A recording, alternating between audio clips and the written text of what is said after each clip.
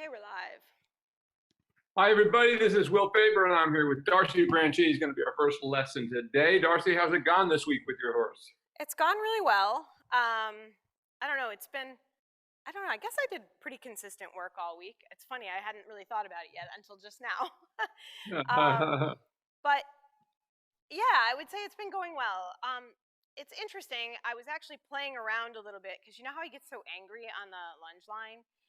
Well, last week you had introduced maybe trying a couple transitions, and I guess I used them a little differently. But basically what I did was, because he got kind of cranky when I'd ask him for the trot, as soon as he would like relax, stretch, I would just ask him to go back to a walk, and then I tried asking again like for the trot, and I have to say it did work a little bit. Like he didn't come into the trot so angrily. So I don't know. I tried that a couple times with him this week, and I got good reactions, and I'm hoping it'll just develop a better reaction overall. But it probably, I don't know. We'll see.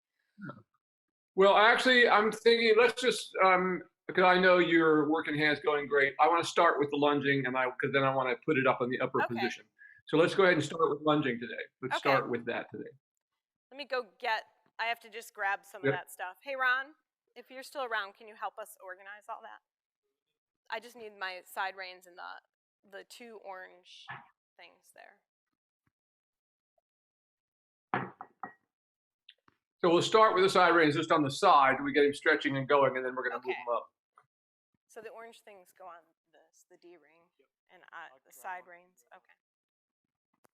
Yeah. You can just use the buckle on the side rein. You don't really need to undo the girth or anything. You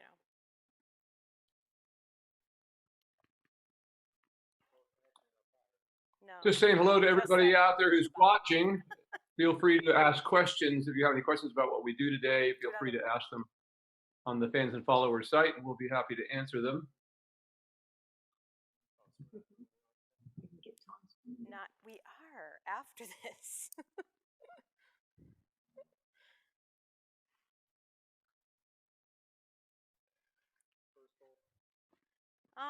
You know, yeah, I think so. Actually, no. I think it was more like fourth hole. Fourth.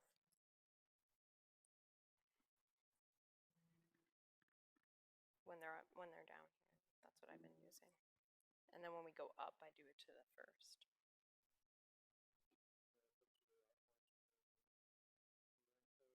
Yeah, please. I do it so it's a double loop. Yeah, you know.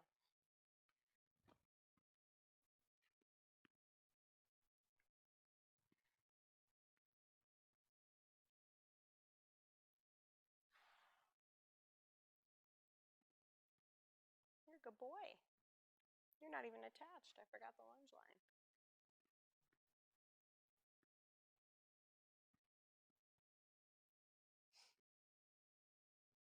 Put these on the opposite way.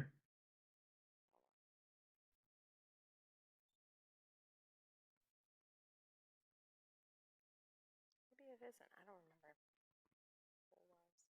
Can stand there, Calvin. Stay.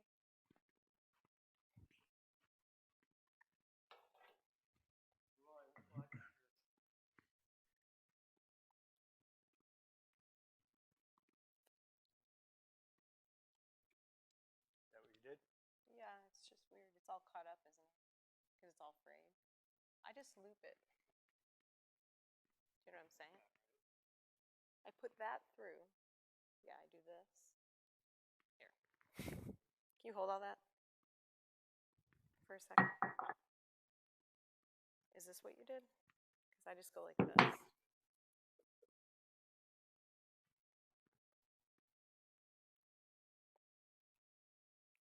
I think I just need new baling twine is what I need.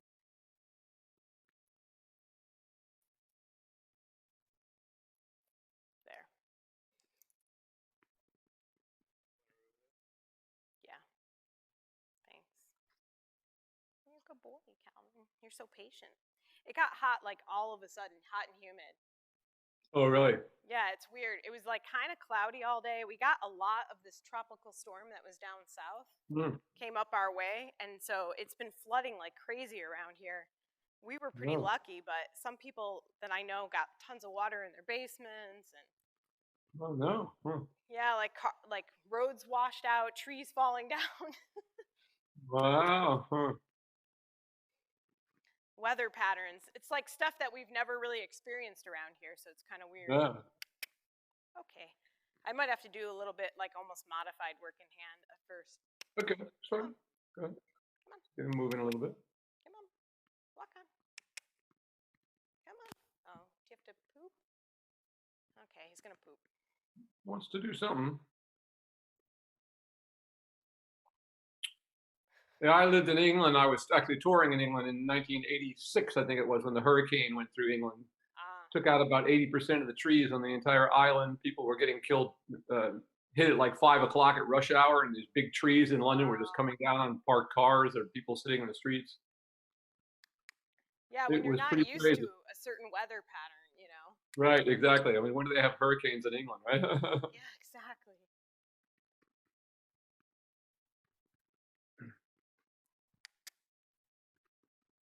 Good boy. That's more like it.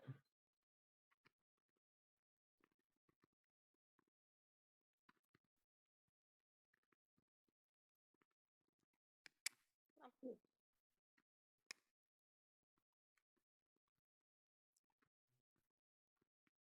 Good boy. There you go. That's getting better.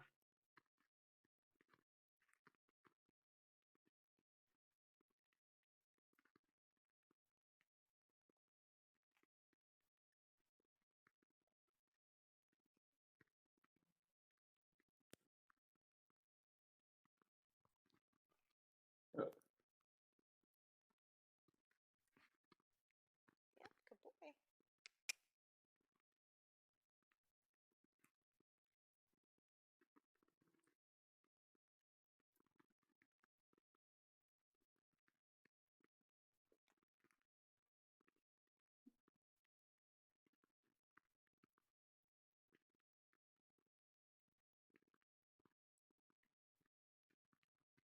That's starting to look more like it.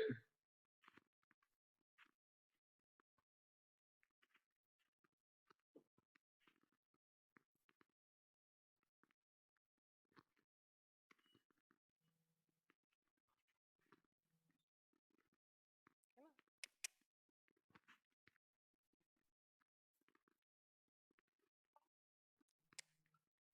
Thank boy. Darcy had experience with this horse. For those of you watching, a little bit of reluctance when he first wants to, actually is asked to start working a little harder. And that's fairly common with this type of horse, that they're kind of a little bit lazy, kind of like, do I really have to do it?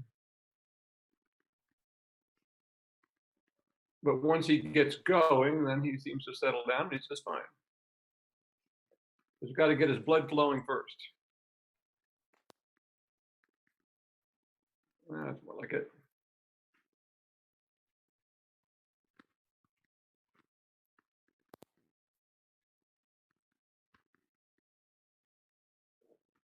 Come on. Is it there? Come on. Yes, it's still there. All right, go ahead and ask him to trot. And let's see what he does. Ready, Calvin? And trot. Yep. There we go.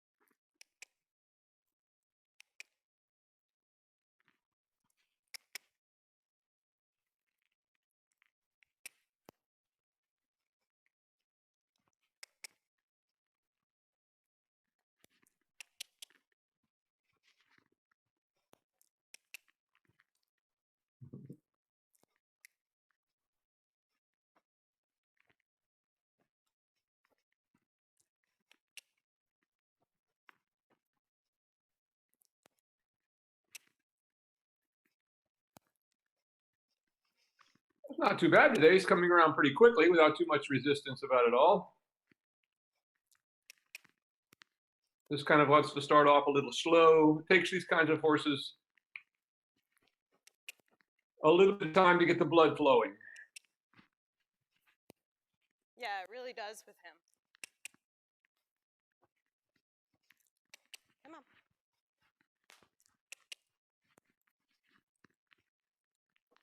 But he's certainly a lot fitter. Look at that belly is already starting to come up on him. We don't see that hay belly in his flanks anymore. It's really quite good.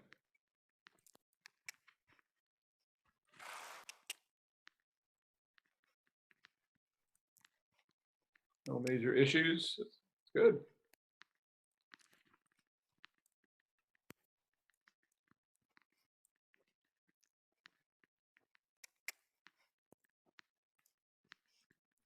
Yes.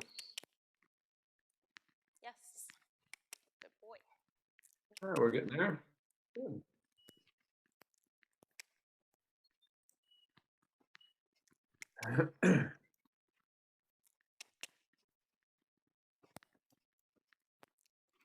That's really very good this morning, or afternoon, I should say. As you come around to the next wall, ask him to canter. Ready? And canter. Very good.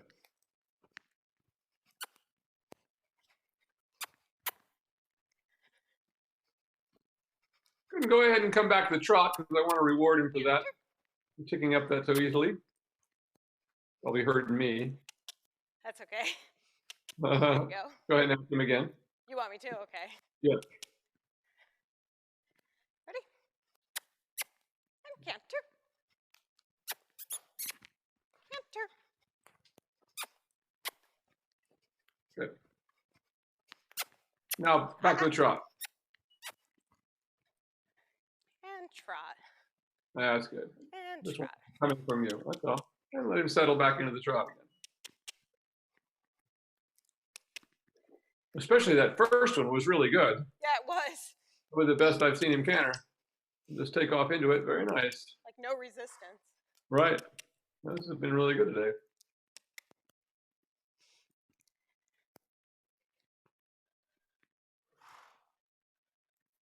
Nice. And go ahead and let him walk and change direction. And walk. Good boy. And whoa.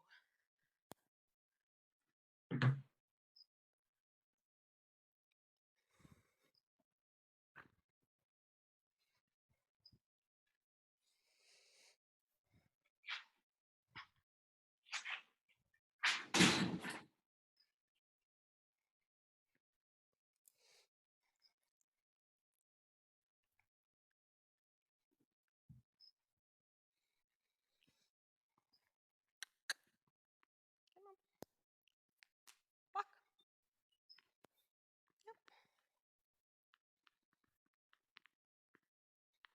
Good boy. Come on. Come on. Mhm. Walk.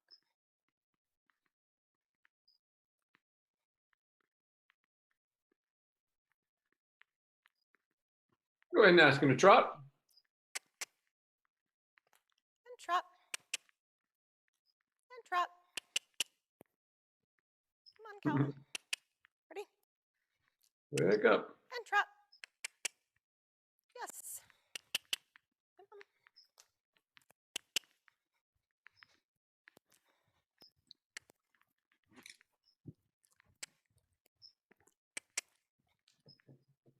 on.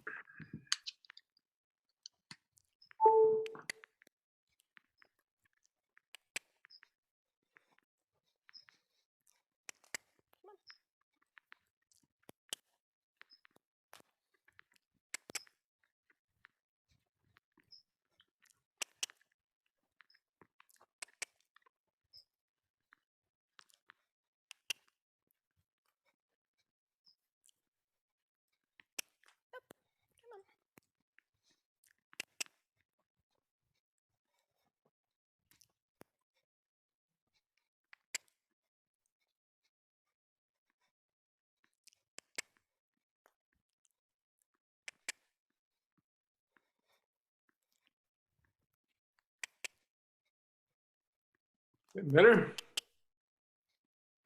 So come around to the next wall. Go ahead and ask him to canter again. Ready? And canter. Canter. Canter.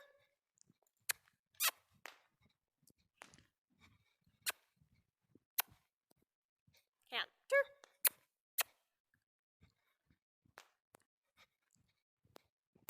Ah. Now back to a trot. Canter. Come on.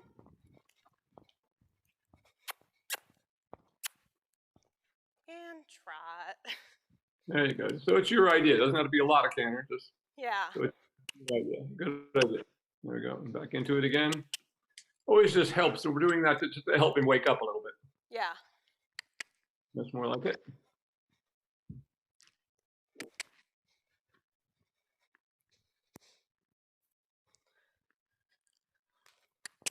Boy.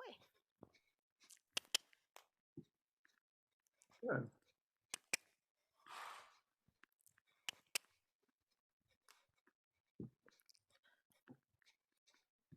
Go ahead and canter again. Ready? Canter. Canter. Come on. Canter. Good. Come on. Ready? Canter.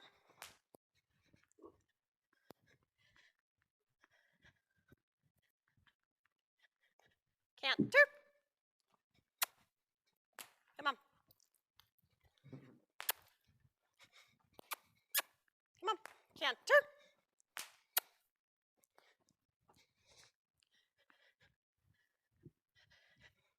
Ready? Canter. Come on. Canter.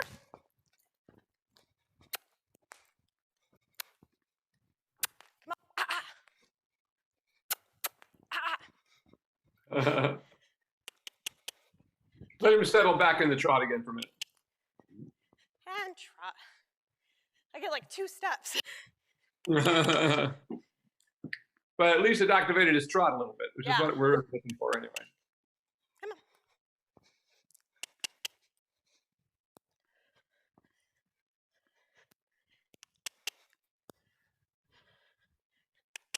Come on. Right.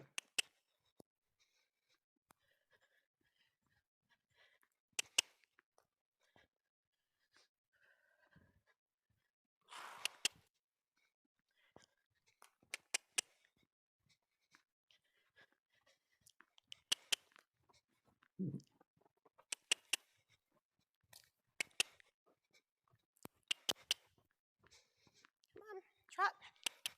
Trot. There we go. Now we're getting there.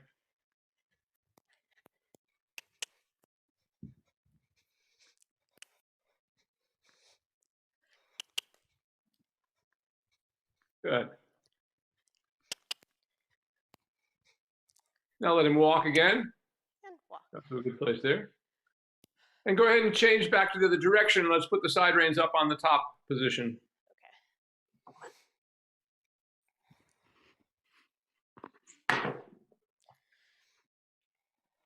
Good boy.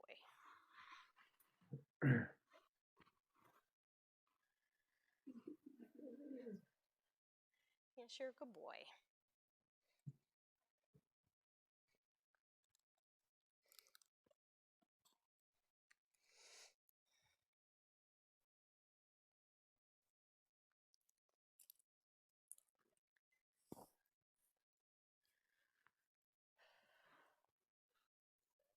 No, I do the last one, the longest.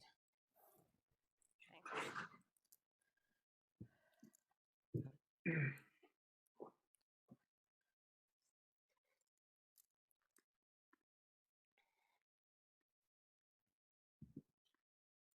It's all weird, isn't it?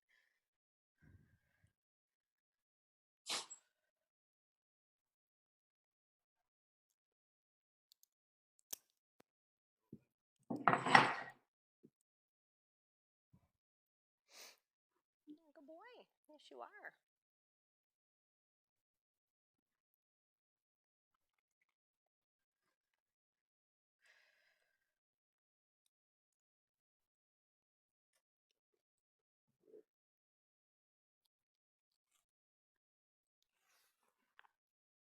It's hard with that thing on there. What? No, that's okay. I'll just work around it. Okay. Wait, no, I don't have anything. Stop eating my hand.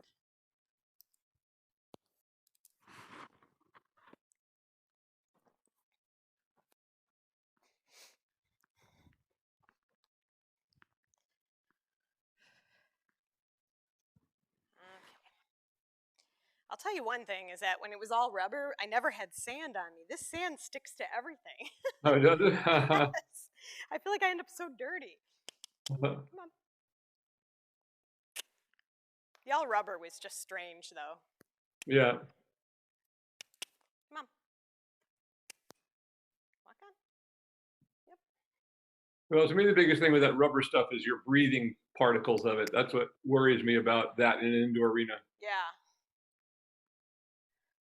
Can't be good for you, right? Yeah.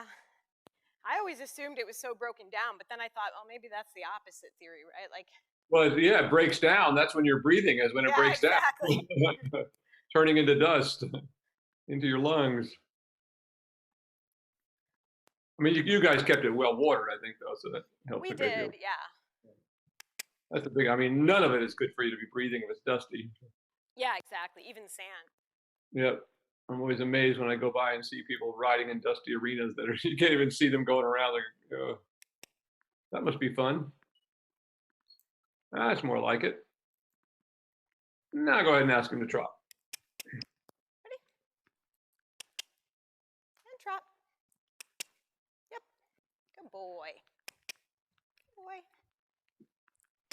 So for those of you watching, we've moved the side reins up to the upper position, which is a test of whether the horse is ready to come up or not. We put the side reins on this. As you can see, there's nothing holding him. It doesn't bend him over like if you start tightening the side reins on the side. We just more mimic how we hold our hands. So a good test of whether the horse is ready to come up while you're riding.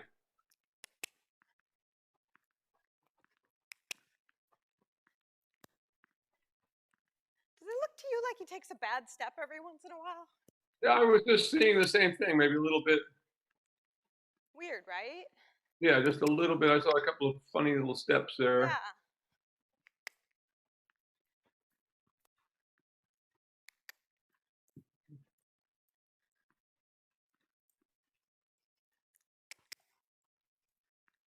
That's getting better, though.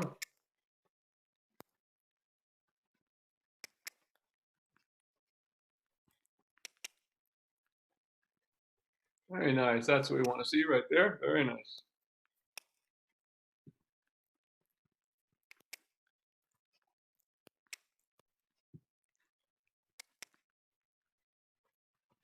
Nuno Oliveira used to always say that the best hands in the world work just like a pair of side reins. They just limit the length of the rein. Kind of what we're doing here.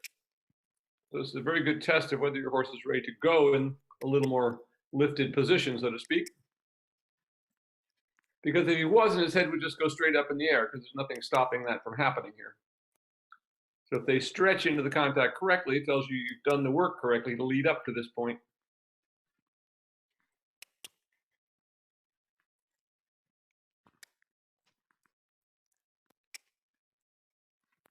That's getting much better now.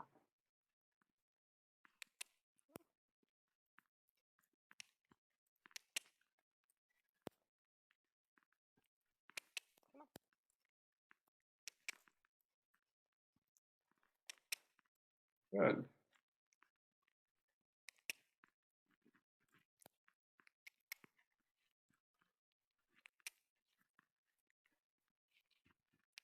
That's looking really good.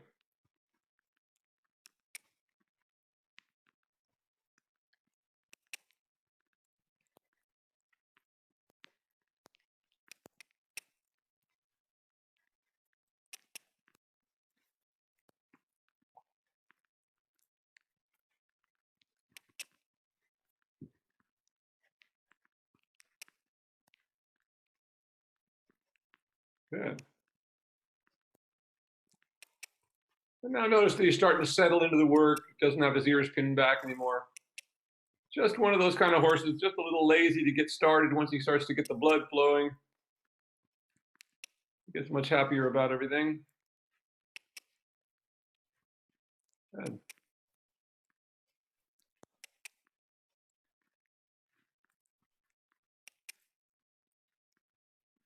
Very good. And you can go ahead and let him walk and change directions again. And walk. And walk. Good boy. And jump. And move. Yeah, it's weird. I noticed that the other day with those couple weird steps, but then he does work out of it. So you wouldn't be concerned about it because he works out of it. Is that true? Well, as long as it's, once again, it's hard to say. I mean, he starts out and he's kind of not really engaged. So, Yeah. you know, is it that it's off or just disengaged? You know? Yeah. I think it's more like it.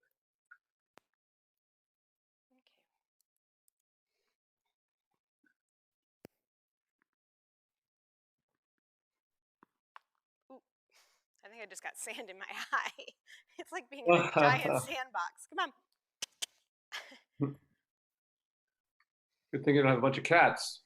We do have one. I was worried about that too. Is like he gonna think of this as his giant Yep, litter they box? usually like.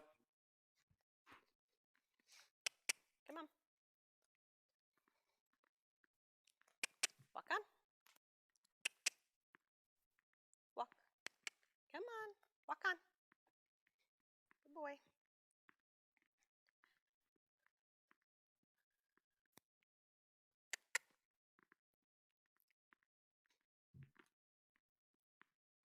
And you go ahead and trot. Ready? And trot. Come on, Calvin. And trot. You're a little sleepy today. Especially this side for some reason. Oh. Come on. Over. Come on. Yep.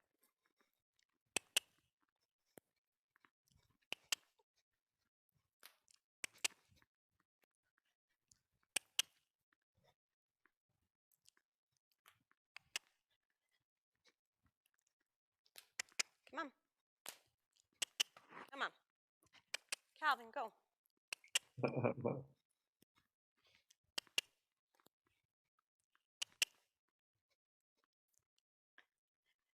That's getting better. Come on.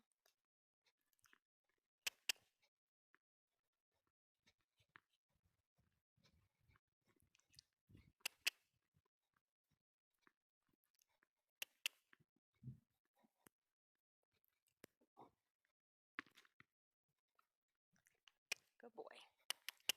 Good.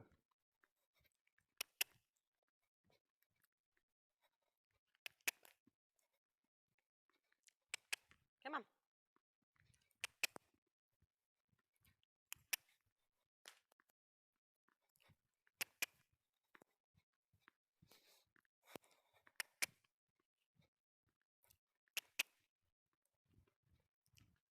There we go.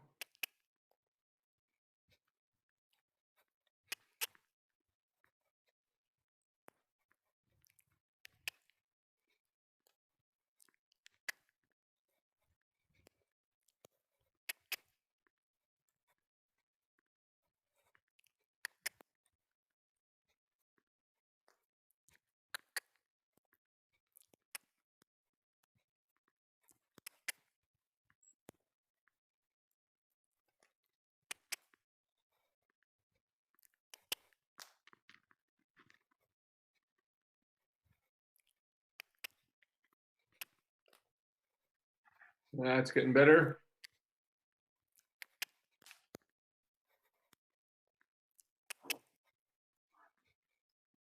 Good.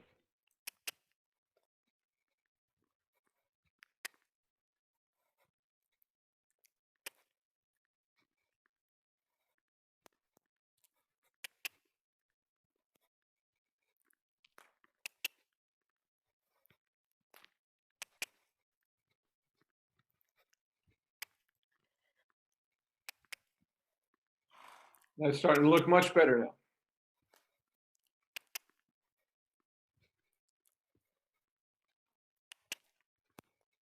Come on. Come on.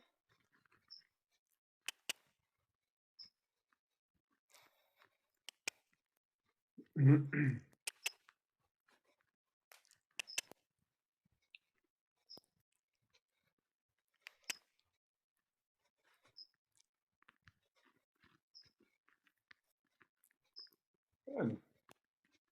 That's actually quite good right there. Again, notice how he's reaching into the contact.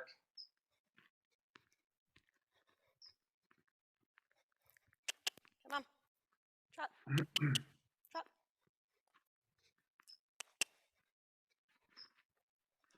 And you can let him walk with that. And walk. And once you got there, that was fine. Let's go ahead and take him off the side reins there and mount up. That was good. Okay.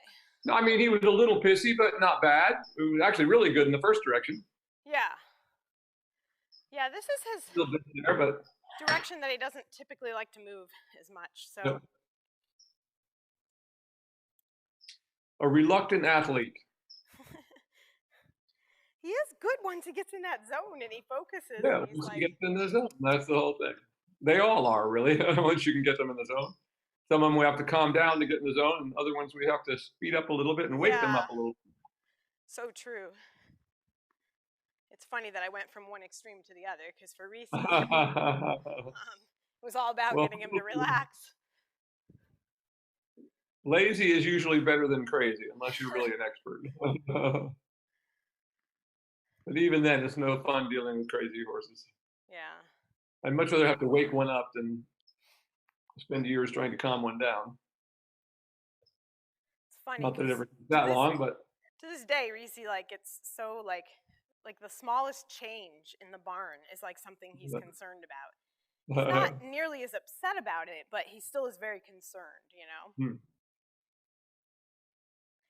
Whereas Calvin will walk right up to something he's a little like wondering about. That's his approach. Reese tends to back off of it.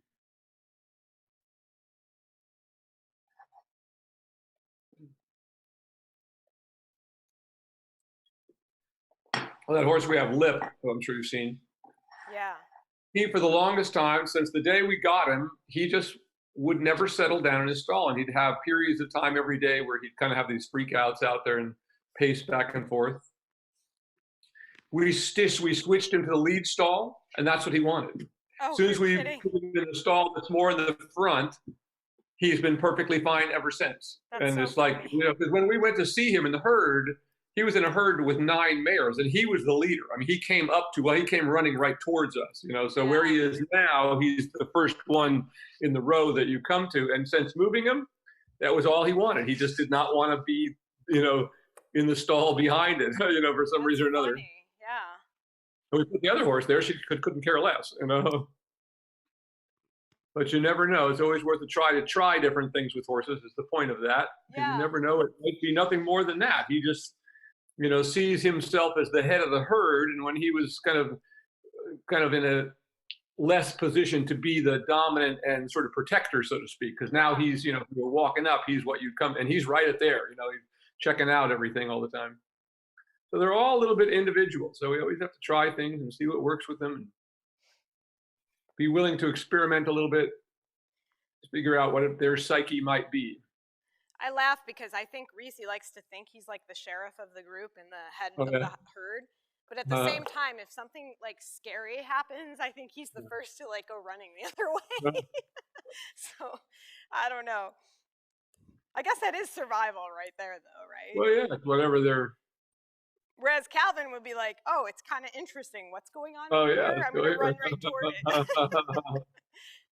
Maybe it's also with animals, you never know what their personalities, but what may have happened to them in the past when they grow up. I mean, you know, I'm always amazed that humans think that animals are like these brain dead creatures. I mean, not at all. I mean, they have emotions just like we do, and if they get abused, they get neurotic, you know, just like humans do. Yeah. I know, and that's actually something I think of a lot too, because I think Calvin, for the most part, has had pretty good experiences. Yeah. Although I did hear that when the trainer that picked him up as a baby, they did take him to an Amish person for a while, so I'm guessing that wasn't too pleasant. But have you ever seen what the Amish do to horses? I haven't. They were here That's to build really our not barn, and he didn't seem afraid of them, because I thought maybe it'll bring back really horrible memories for him, seeing them in their outfits and stuff, you know? Well, what I saw them do, What do they they had do? this wall of straps, and they strapped the horse to a wall, literally like pinned it to a wall. Kind of Yeah. like the old thing that people used to do where they laid them down and tied them up and laid them there, and then just spook them with everything until they just give up the will to live. Um, That kind of old school cowboy stuff. You know, you throw them on the ground and then you throw tarps on them and those kind of stuff until they just lay there like they're dead. um, yeah, I recently came across a post where someone was talking about a patient post. I never even knew what one was. A patient's post. I think it's A the same patient. idea. I think they tie them to the pole and Oh yeah, just oh yeah, right. leave them there. And I'm Put a like, belly around their waist and leave them there for 3 days. Right. that's horrible. Yeah. It does work if you want a brain dead animal, you know, but that's kind of what it does. They give up the will to live. That's horrible.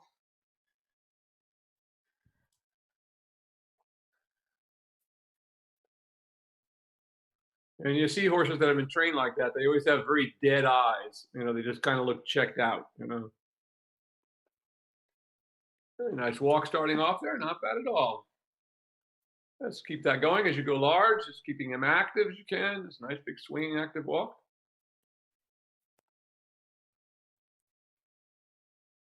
Kind of funny because he gets livelier when you ride him than the ground stuff. So I mean that's as an Yeah. example, you know, how funny he is. You get on him and all of a sudden his walk is better, a It little is kind of livelier. funny, Go ahead and right? turn by the center line at this end and do a leg yield to the right as you come through the short side here, whatever feels like a comfortable turn. You don't have to hit exactly the center line. We want to keep the rhythm on the turn. Every horse is a little bit different in that sense in terms of the size of a turn that they can make. But most, especially indoor arenas, are rather narrow. So they're usually at best 20 meters.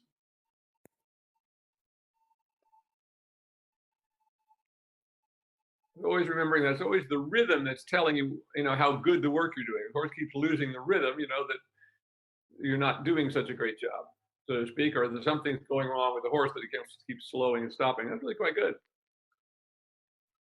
And go ahead and change the rein on the next diagonal. Just get him to keep this long, active swinging walk.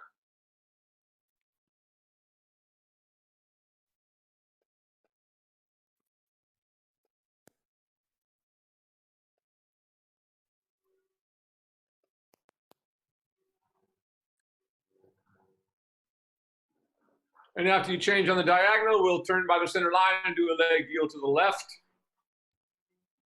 It's really very nice today.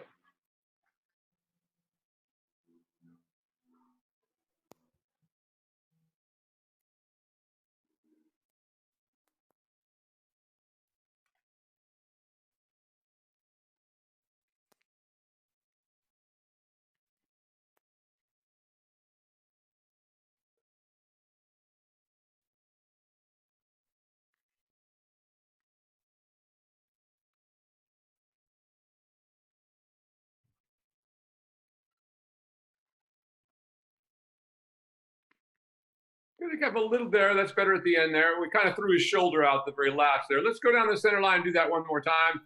See if we can get a little more step over, but without letting him throw the shoulder to the left, which means you're going to block that with your outside rein a little bit.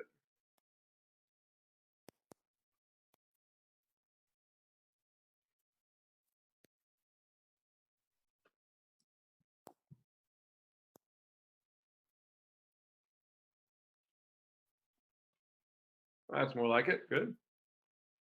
Again, he kind of did it. Better. That was better. Let him stretch all the way down now as you open up the walk.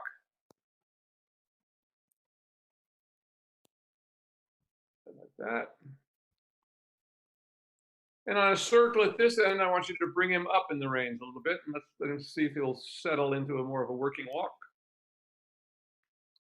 So just think of shortening the reins a little bit, at the same time keeping them active with your legs there, letting your seat continue to follow.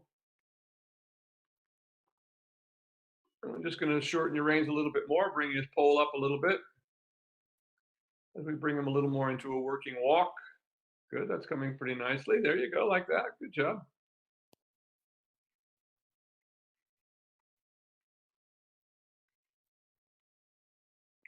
And go large in the walk.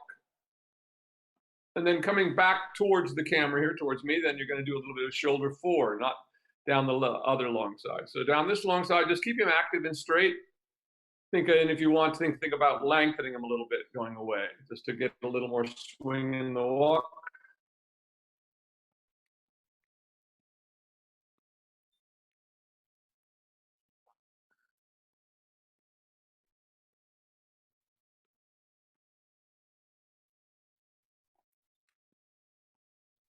And then down the next long side, shoulder four.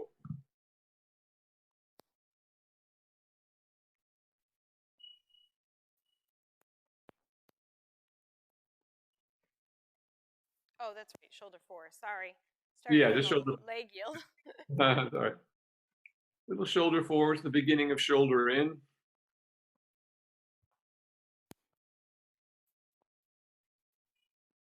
Very good, right there. Very nice.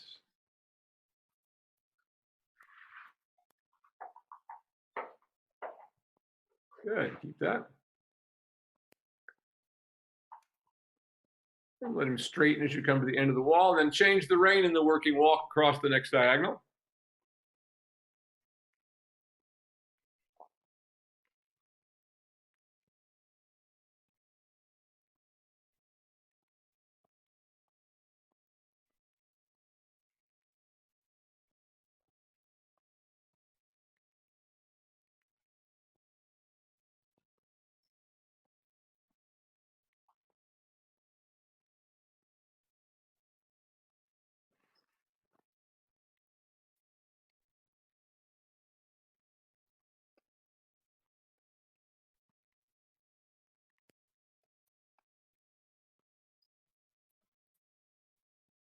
And begin to bring him up a little bit as you go through the short side and shoulder four down the next long side. Coming back towards me again.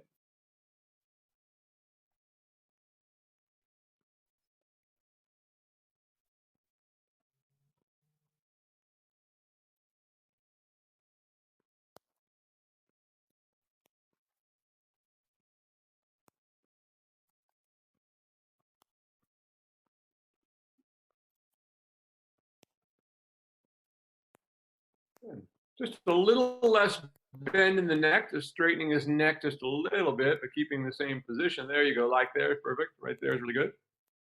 Always remember, we never want more bend in the neck than the middle of the body, but that finished really nicely right there.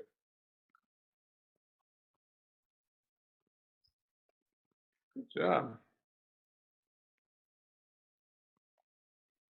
When you get on the long side, you can ask him to trot.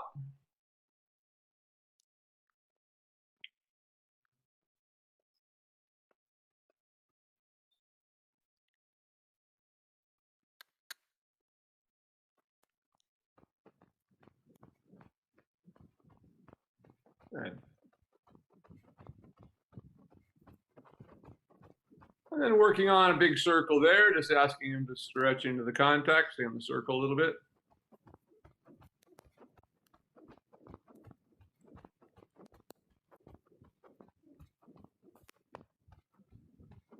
Good.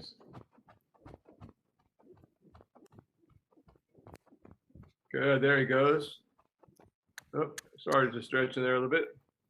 Give him a little more rein. There you go, like that. Now you're getting it. Stay on the circle there until we get the stretch. Circle is always helpful in that we can activate that inside hind leg.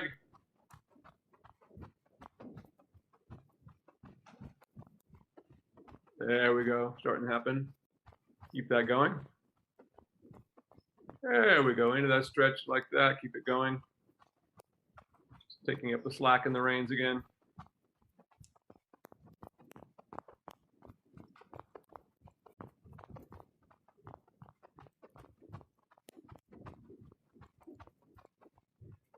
Good. That's getting there now. Good job. Keep going. A little tap of your whip just to activate him a little bit. Go ahead and go large now down the long side. Let me see what he does when you go straight.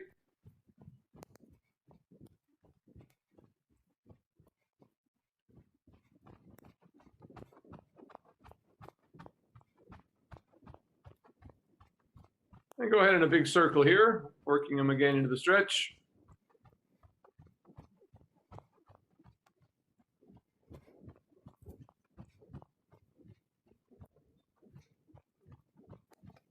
Good, that's coming better. Keep that going.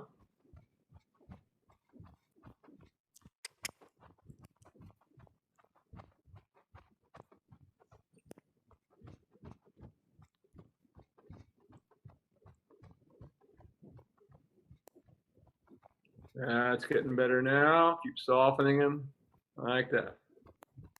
Very nice now. Good job there. And go ahead and go large, keeping that stretch for a moment. He'll stay there. It's good. You stretch up as he stretches down. Always an important rule because we want to keep our shoulders back just in case something should go wrong. And we don't want to change the balance of the horse. So we basically want to stay where we are. I'll go ahead and circle there now.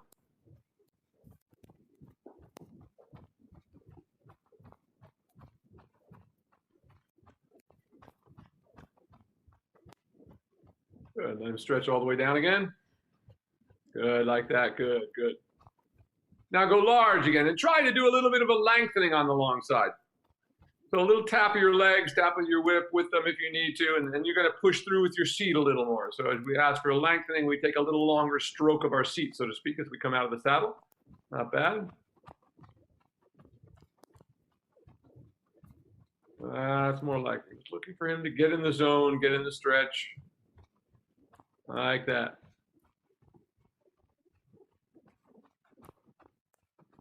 And now just beginning to shorten your reins and letting your hands come together in front of you. We see if he'll just settle into a better frame there. There we go, about like that. It's good. There we go. Could be a little shorter, like that. Good. And circle again there. And then from there, you're just gently softening them with your fingers a little bit. Usually one rein is still, and we just soften on the other side. The bit works more correctly in the mouth that way.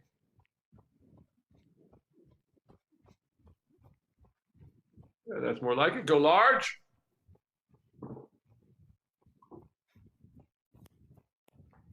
Good. Much better now. Change the rein across the next diagonal.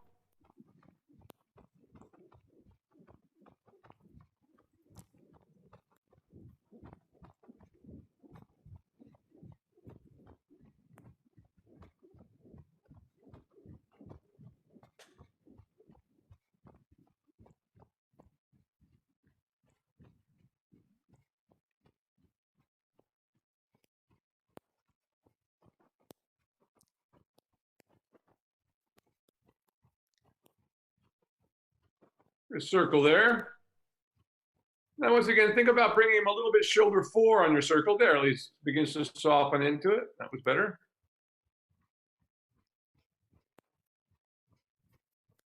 There. And go large in the trot. Try and let him stretch all the way down now and do a little lengthening down the long side. So you stretch up as he stretches down, but make him even a little more active by a little tap of your leg. Whip with it. That's good, like that. Very nice. Keep that going now. Now begin to shorten your reins and bring his pole up in front of you. Go large. And this time we're going to turn past the center line and do a little leg yield to the left.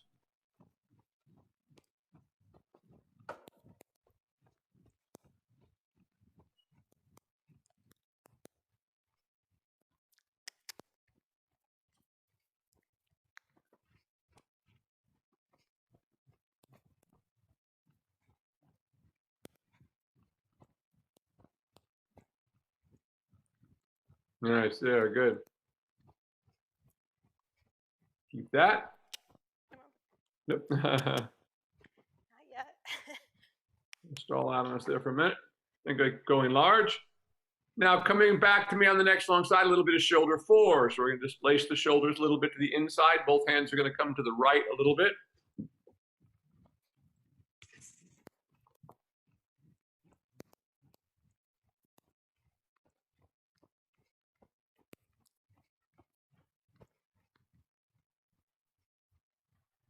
Good.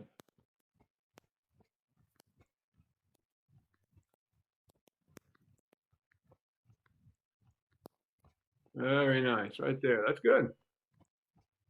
Now on your circle at this end, now let him stretch all the way down. Try to feel like you swing it through just a little bit more, that we ask for a little bigger trot when we let him go into the stretch.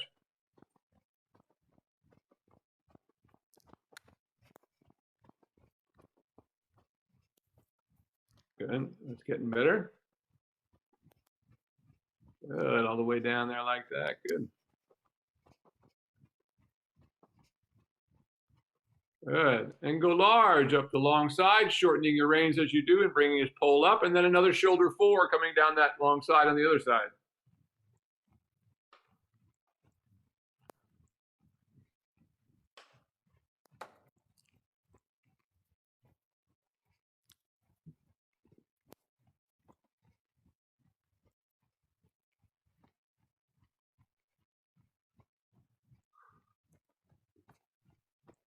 Good. Good, right there, good. Stabilize right there, that's really quite good. Now ride a circle here, just keeping him where you have him. Right about there, let's keep him soft, a little more active.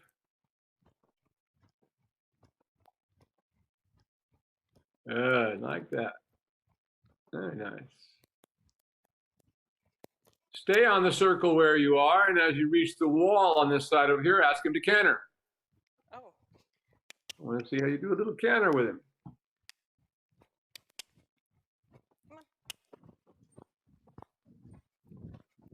Picked up the wrong lead. It's all right. So just quietly bring him back to a trot and ask him again. You just didn't have him quite set up for the right lead there. Be sure he's bending to the right a little bit. Now, just as you come to the rail here, ask him to canter again. And canter. We missed it. Try again. Right as you come to the rail, right there. Try again. Right there. And canter.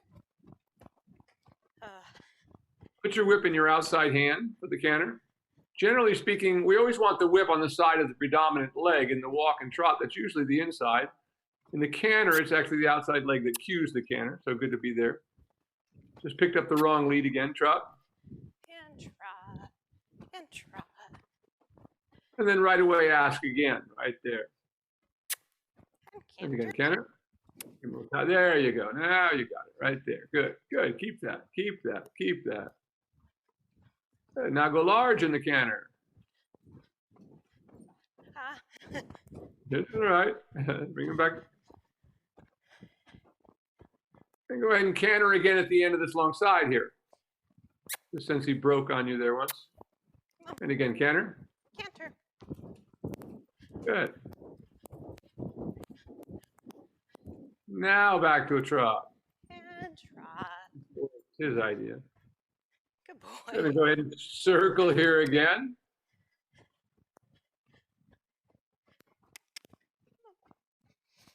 Hey, no. Drama, huh? That's good. Take a little contact. Ask him to soften a little bit more. So usually that's the inside rein that's giving and taking a little bit, but sometimes it's the outside. It's wherever we feel the most resistance. Good boy. That's better there. Good, getting better. There, good. Now go ahead and stretch him all the way down since he's looking for that now. It's good. There, good job. Keep him going. And go ahead and go large down the long side. Open it up a little bit going away from me. Let him stay in the stretch, but ask for a longer, more swinging trot like that. Good. Good.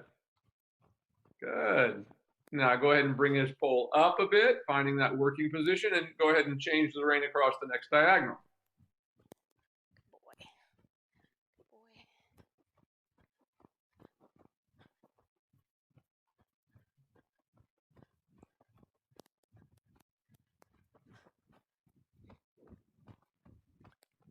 A little more active.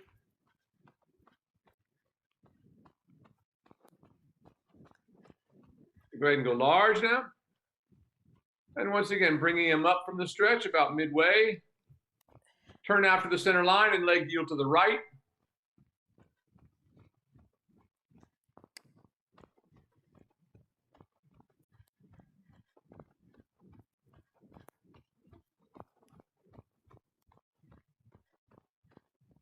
Good.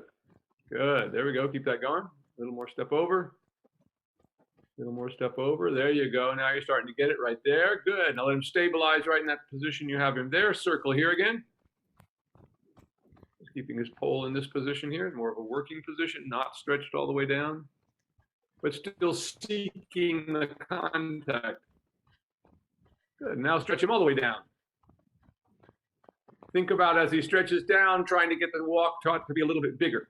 So a little bit of feeling of lengthening a little bit as he stretches down, so he keeps coming through behind.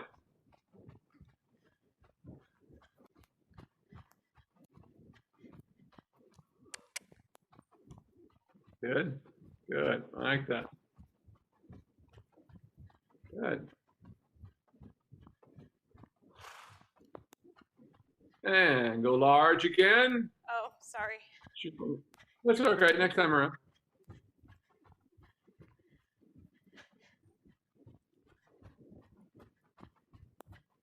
Good. Go large. And through the short side, I want you to bring him up and then shoulder 4 coming back to me.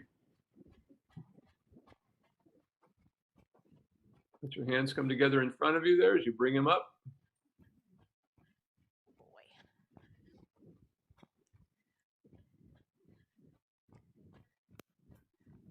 And shoulder 4.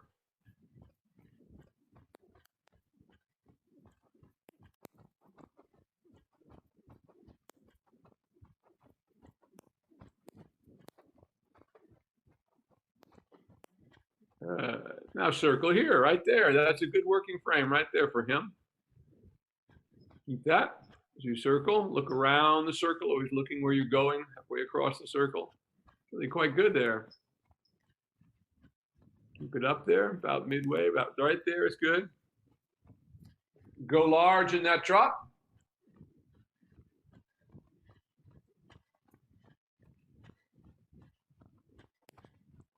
And again, down the next long side, I want you to lengthen the stride. And let him lengthen his neck a little bit, but not necessarily all the way down into the stretch. But he should let his neck come out a little bit as we ask him for a little bit longer, more active swing.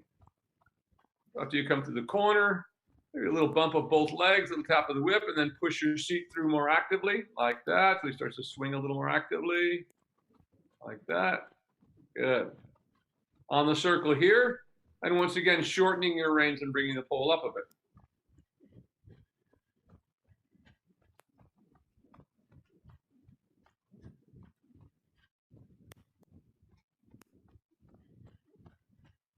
I'd like to see just a little more softening of the jaw and pole, so it's a little more what we call flexion, which means he's relaxing the jaw. There you go, about like that. That's quite good. Go large in that.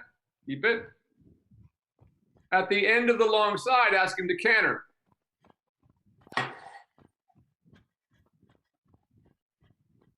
Ready? And canter. Good boy. Go large. Keep that. Very nice. Good. Keep it going. It's been so long since I've cantered. That's all me. Right. I like lost That's my good. balance, my stirrups, everything. That's all right. Let him come back to the trot. Go ahead and stretch him all the way down again, keeping that active.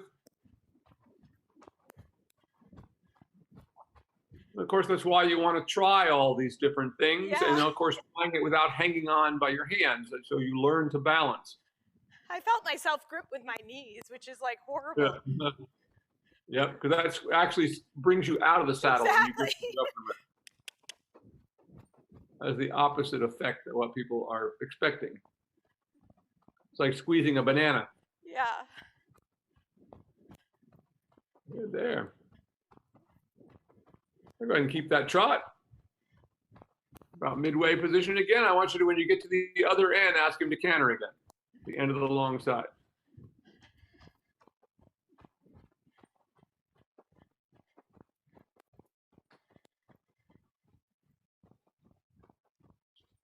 Come on, Calvin. more. And canter. Yeah. Yeah. Good. And just go large down the long side. And ask him to trot before the end of the long side, so it's you that does it. There you go. Good. All right, now back on your circle here again. Just let everything settle down and slow a little bit. And once again, now working back into the stretch again. Good boy.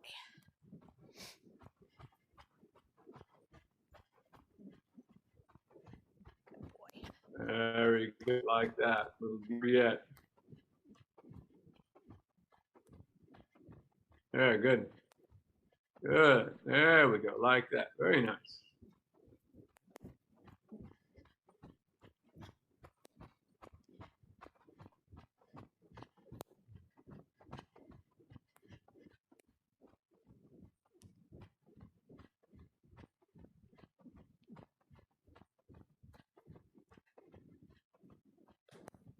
Good. And now bring him back up to your working position again.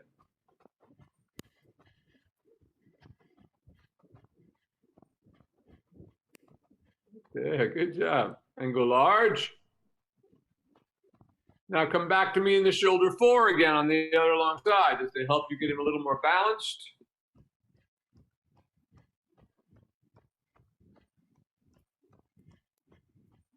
Pretty good position right there.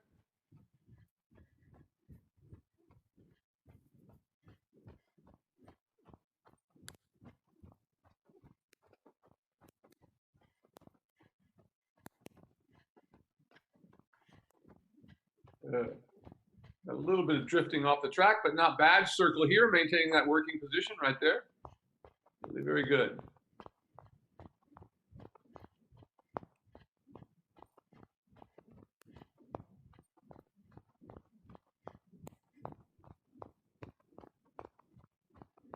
All right.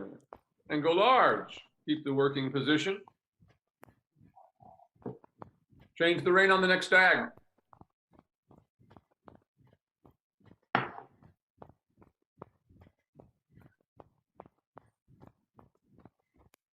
Very nice.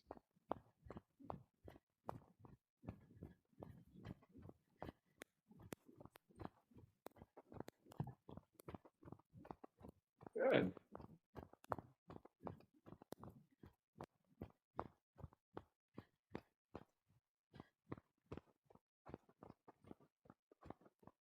And circle here again.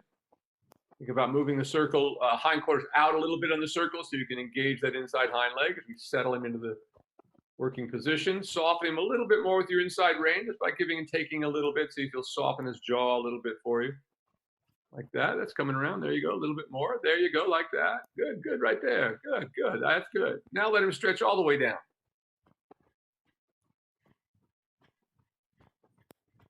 Very nice. Like this. Very good. Keep it right there. Keep everything moving in the swing and the stretch like that so it doesn't slow down.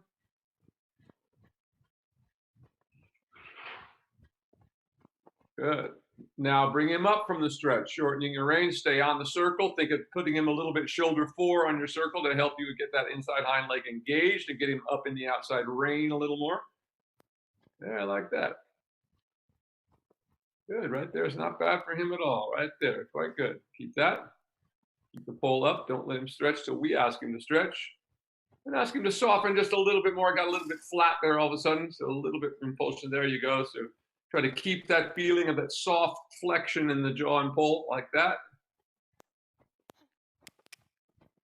And by the way, that can only happen if a horse is moving through its back. That's why people have so much difficulty getting horses on the bridle.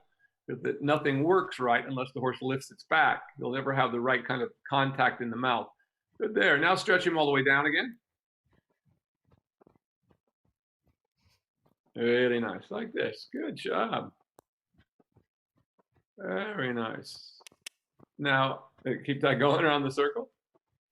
Good. Now go ahead and bring him back up on the circle again. Thinking of putting him a little bit shoulder 4 on the circle to help you to get him a little more on the outside rein. And begin to soften him a little bit more with the inside rein so we get a little more softness to the jaw and pull. There you go, like that. So you just add that soft flexion, like there. It's good. And of course, if you feel the action of the rein stopping the horse, then of course we have to relax the rein for a second and add leg. But we never add both at the same time. Your hand can have contact and be passive, but it must never be trying to soften at the same time that you're sending him forward. It's like a car. We don't use the brake and the gas pedal at the same time.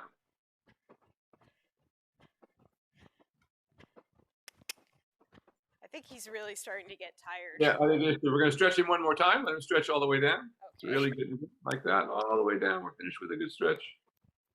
Right there, really nice, like that. And now you can just ask him back to a walk. That was really very good today, Darcy. Thank you. And brave of you to do all that cantering.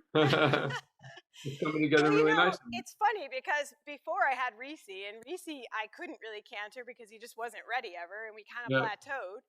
Yeah. And then I got him, and then it's the same thing. So it's really been like, a while. Here and there I've cantered when he wants to, but I bring him back down to a trot. So well, I think you can start. I think you can start mixing a little bit of that into your work now, a little more, kind of like we did today. Okay. Coming down the long sides and try to do a circle, things like that. And then, of course, after you do that, come back and stretch and try to feel that activity that we created. Very nice. You may dismount whenever you're ready there. I couldn't be happier. That was a very good workout today. And notice how he got over his pissiness. Yeah. And it's kind of interesting because he actually is much less pissy about everything when you're on him than he is when you're on the ground. I mean, his personality, they're all a little bit different like that. It's weird, right? It's almost like there's been times when I'm like, is he just resentful of the lunge line? Like, I can't figure it out, Well, it's that thing of the beginning, getting him started, getting the blood starting to flow with him. You're really breathing hard, aren't you? The other thing is, I'm not really great at my aim with my lunge line, or my lunge whip, I mean. So I probably need to get better at that. Everybody does. I tell people all the time, you need to practice not with a horse. Go somewhere where you have a tree away from horses and practice with both hands until you can hit the tree in a certain spot. Put your target about like where we want to hit a horse in that fleshy part of their buttocks back there. Yeah. So like 3.5 feet off the ground, something like that. Really nice questions today. Nope, I don't have any questions. I think that was just a lot of work. I think that I'm realizing too, my own sessions just aren't nearly as intense. Like I think I tend to work far less. So it's good. That's what I try to get you to do now, is to add a little more, keep going a little bit more. Yeah.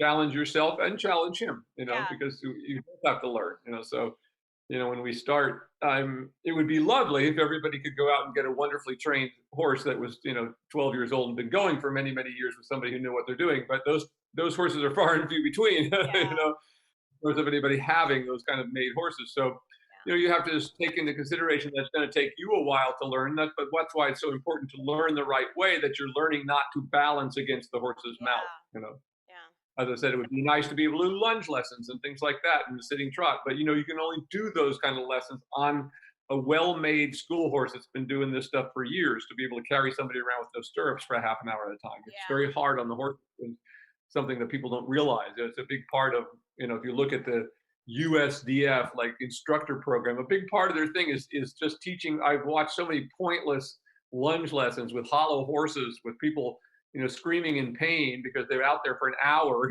pounding away on the poor horse's back. And it doesn't do you good. It doesn't do the horse any good either. Yeah. And the next thing you hear is the person's getting new hips. Their hips are getting, because that's what it does. I mean, that's what people don't realize. And not only does bad riding destroy the horse, it destroys the rider as well.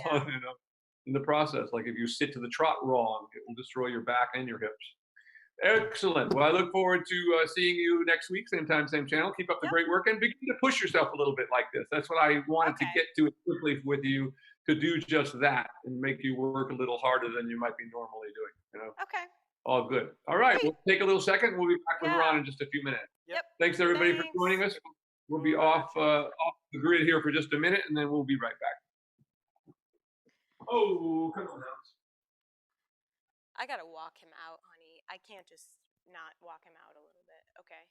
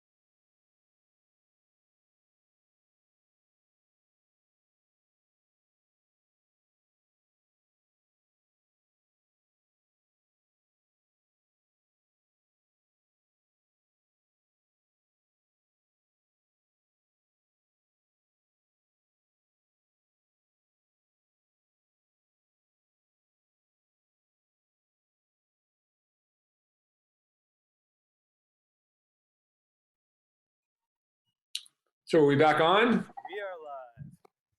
Hello, everybody. Will Faerber here again. We're about to get started with Ron Branchini. Thanks for joining us today. Yeah, we switched up the order a little bit. Trigger. So I worked him 3 days since our last lesson. I've had a pretty busy work schedule. He was good. Worked him indoor. Did the usual, just in hand work and lunge line work. Walk trot stuff. And he seemed to be doing good. He is missing one shoe in the back today, but the footing seems to be soft enough where he should be okay. So should be good. See where we're at with stuff today. Yep.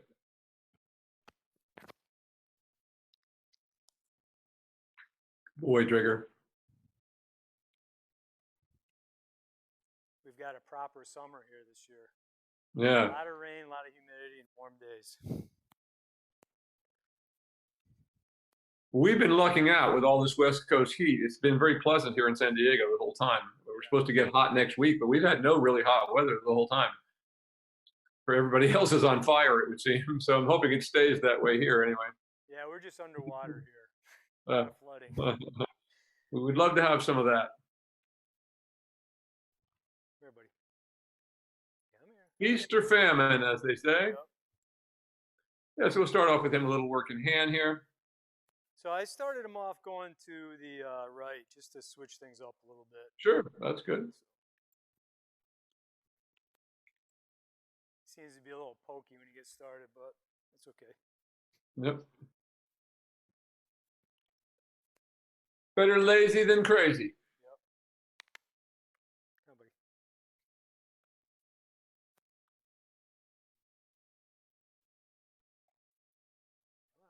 Come on. Walk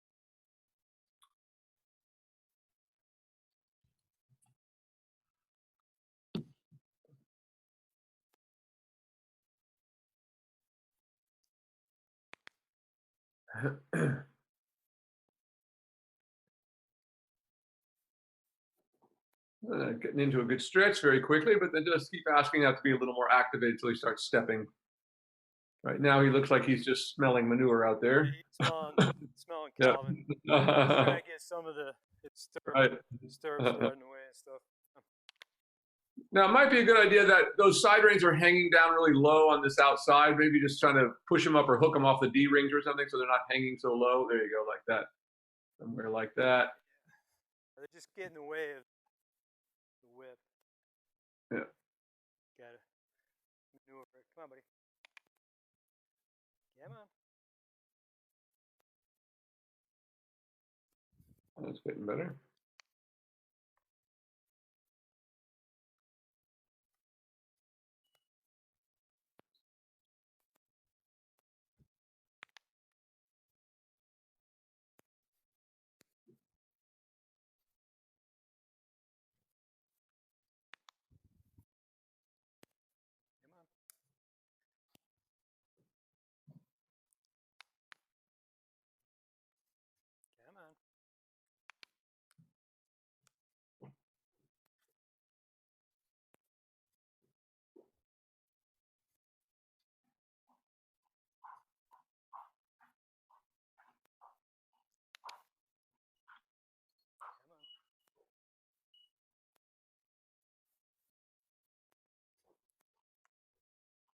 It's starting to get a little better. There he goes, and he's starting to step a little more actively. Oh, so you're taking off.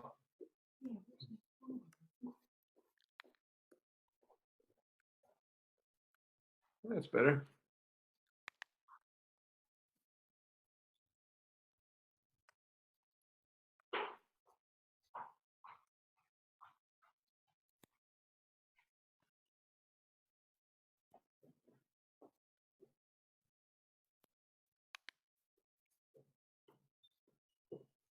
There we go. And once again, a little tap and see if you can get him to step. He's stretching nicely, but we just need to get a little more active step from behind.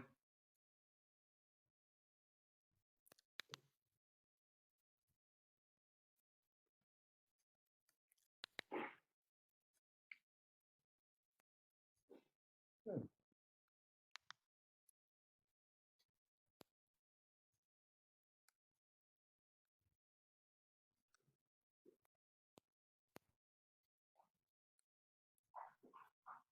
Another little tap. Keep tapping. It'll get a little more active step at him. A little bit sleepy today.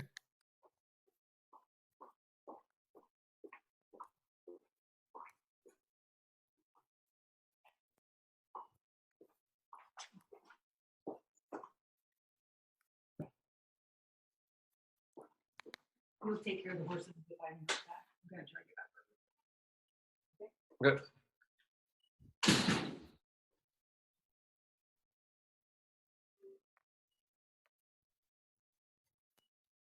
That's getting better now. Go ahead, when you get to the center line there, go ahead and stop and change directions.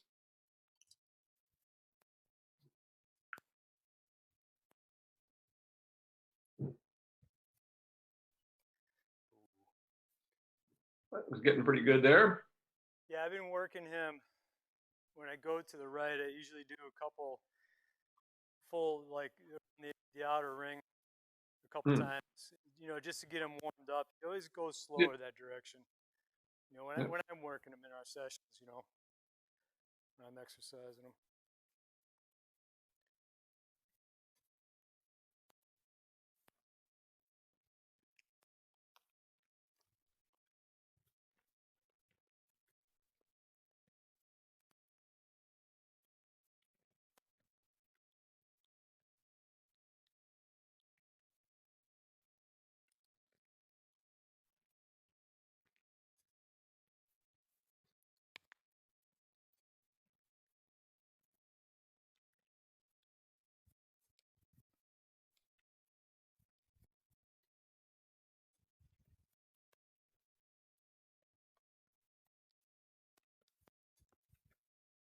That's more like it. Getting there now. Keep acting for a little more active step.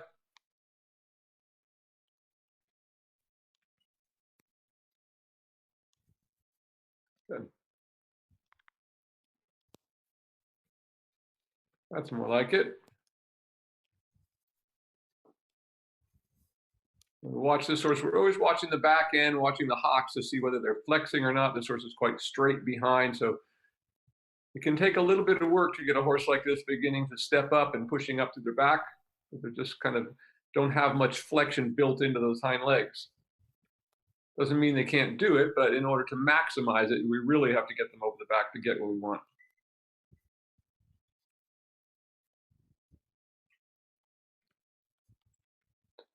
Good. Let's go ahead now. As you come to the center line, you can stop, and let's go ahead and put him on the side on the lunge line now. Okay. Now, of course, when you're working on your own, you can do that much longer if you want, but I want to get to the lunging with him today. Yep.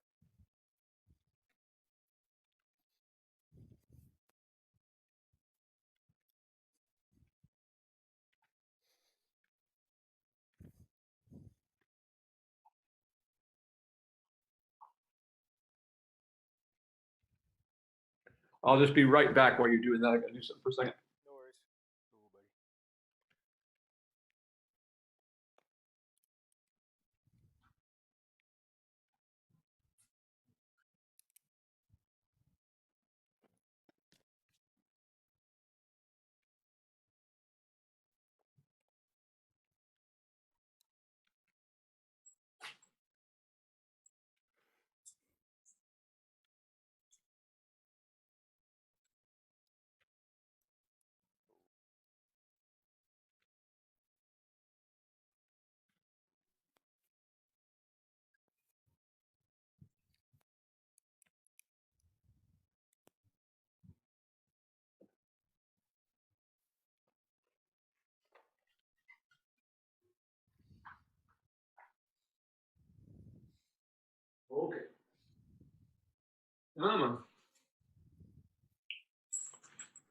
Okay. Okay.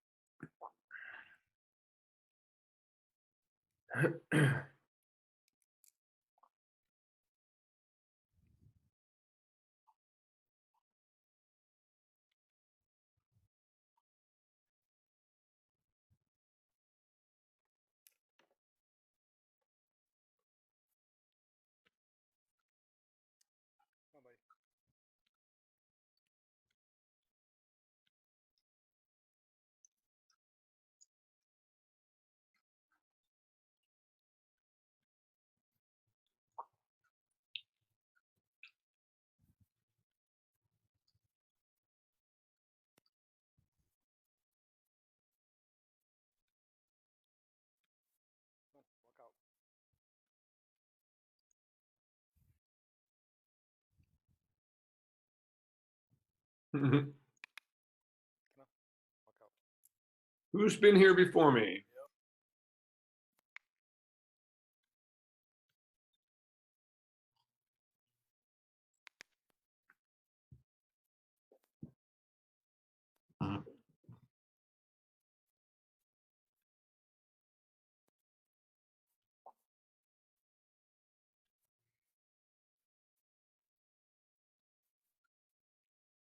Good.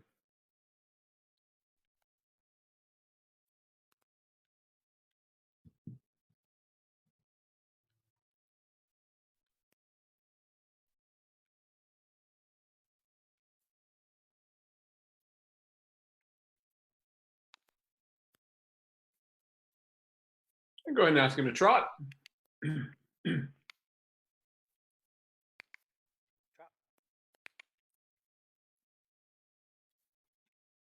Not bad.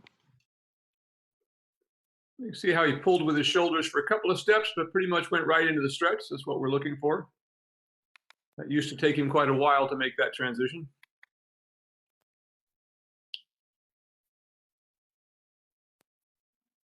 Good.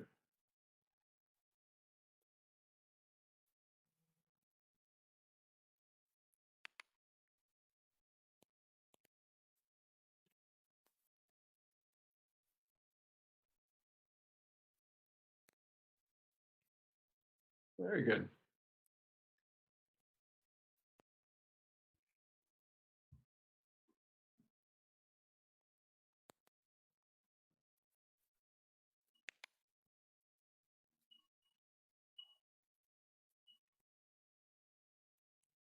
That's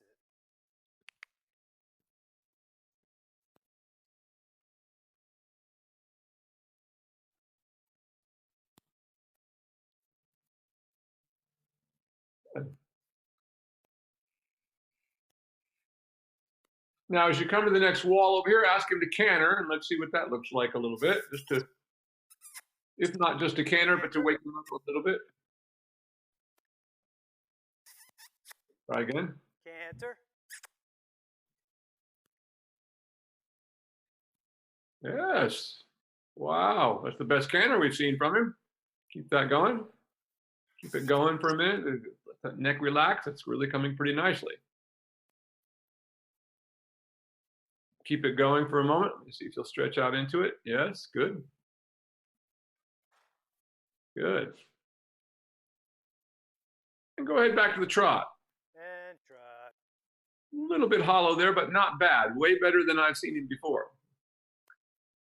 Now, once again, just working, stretching him back into the trot again as you try to yield his hindquarters a little bit on your circle as you get him to engage that inside hind leg again.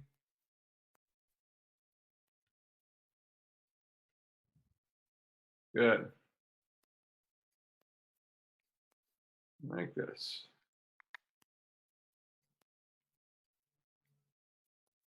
And ask him to canter again. And canter.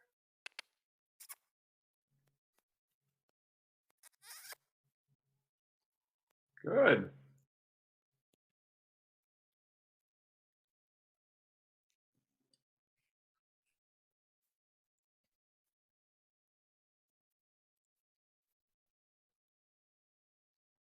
Keep it going for a moment.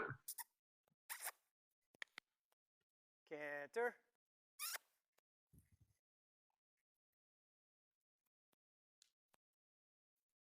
And now back to the trot. And trot. And trot.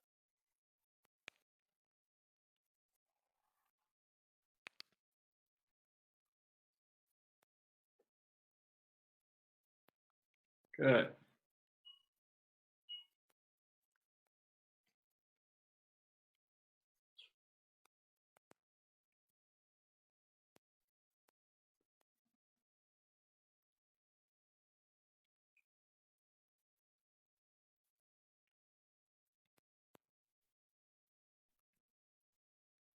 And now go ahead and let him walk.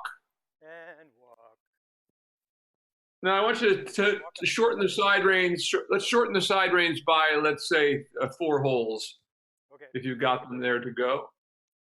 Again, we can take a little bit of slack out as we get We're into already stretching. at the bottom of the hole, so I could take the string out or double the string back. Yeah, maybe just take the string off and put the side rein around just around the strap of on the billet strap. Okay. Should be fine. I've got a lot of slack there.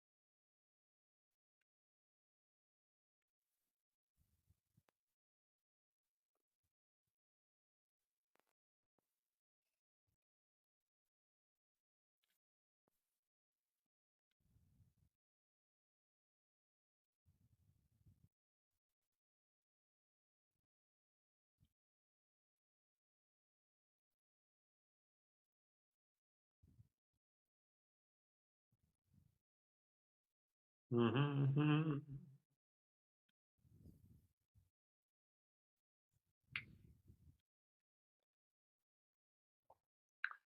Yeah, I get some filler music when I'm making the saddle. I'm just sitting here looking at his body. It's certainly looking better. His neck has really he's developed more top line on the top of it. Flanks are looking good. Still got a little bit of a dip behind the saddle there, but nothing like it used to be. Yeah, his spine, is, just the muscles on his back have just really developed a lot. All right, now let's go back to the lunging here again. Now that we've shortened those a bit. Okay, go.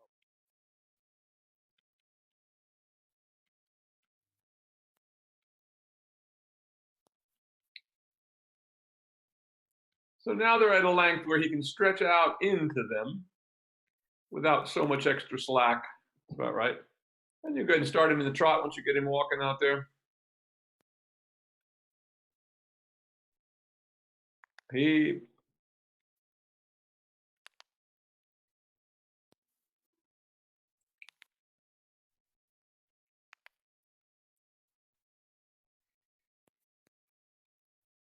That's more like it. Good boy. Very nice, right there.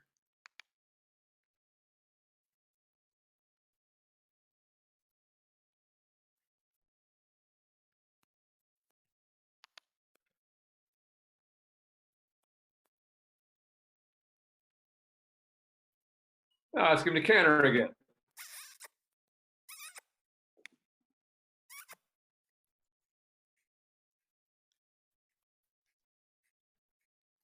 Nice, much better. There we go.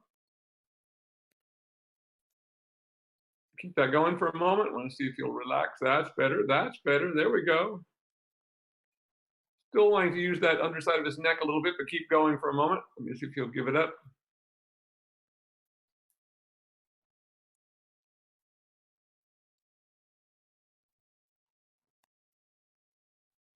And go back to the trot.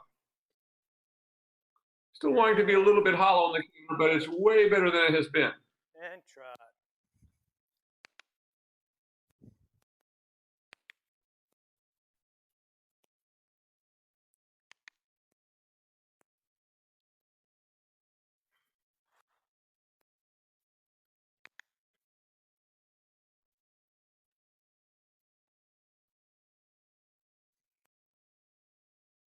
Good.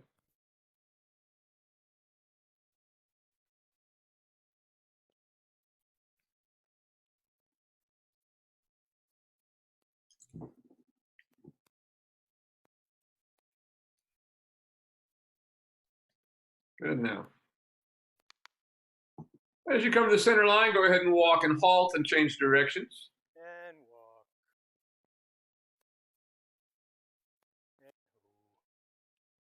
And Very nice. Good boy, Trigger. He's looking at us. good job. He's just staring outside to see what's happening in the yard.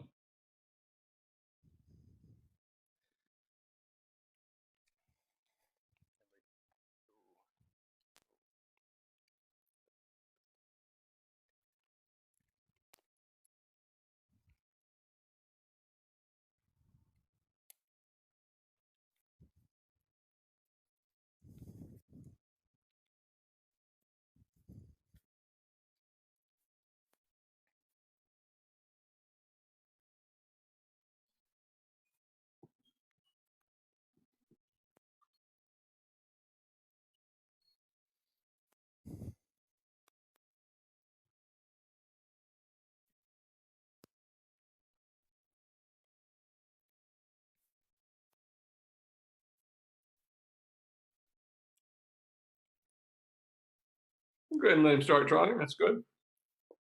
Like he was wanting to get into the stretch right away.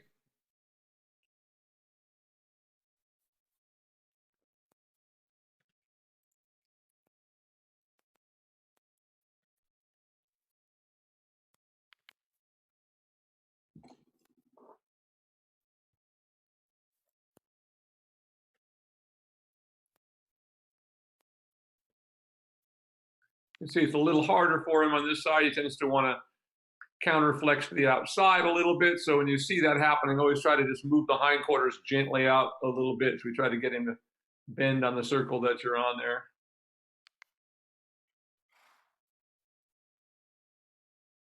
That's getting better now.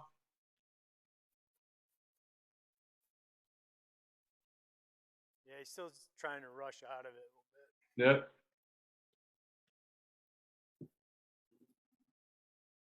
Not bad though.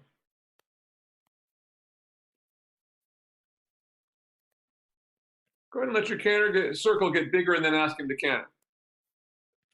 Want to see what he does. He needs a bigger space.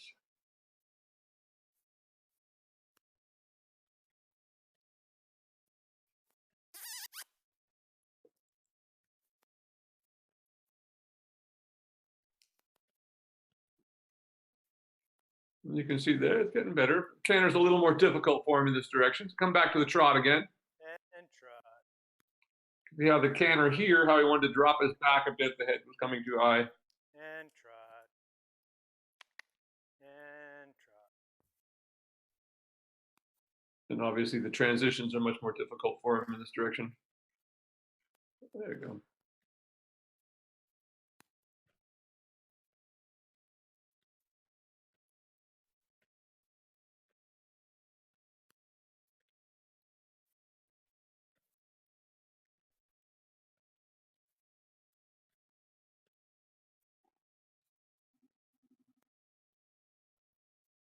That's better.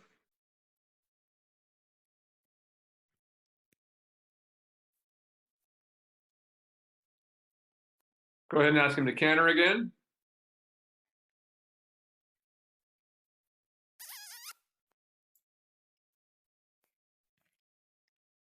He knows what it means going in this direction. That's a little better now. So,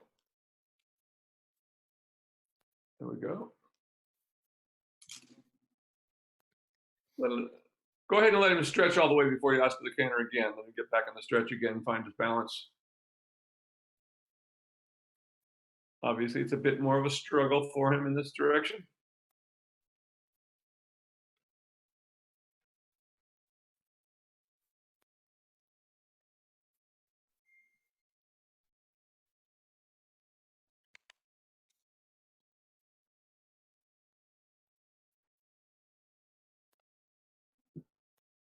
That's better. And ask him to canter again. That was a better transition that time.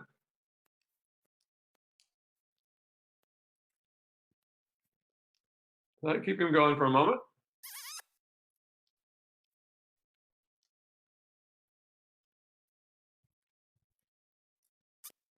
Keep going.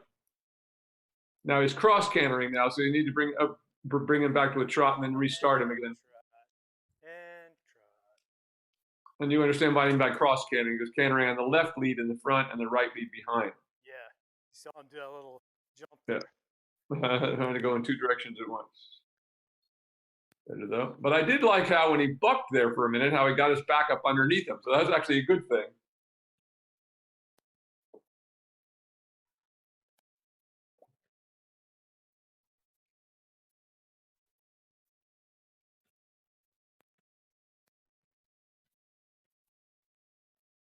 Now ask him to canter again.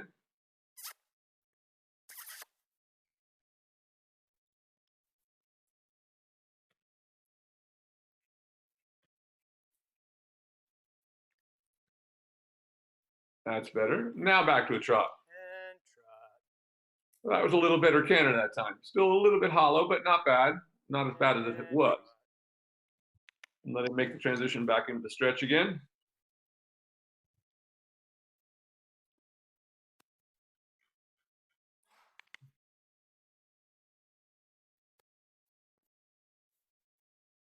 Right there. Now we're getting there again.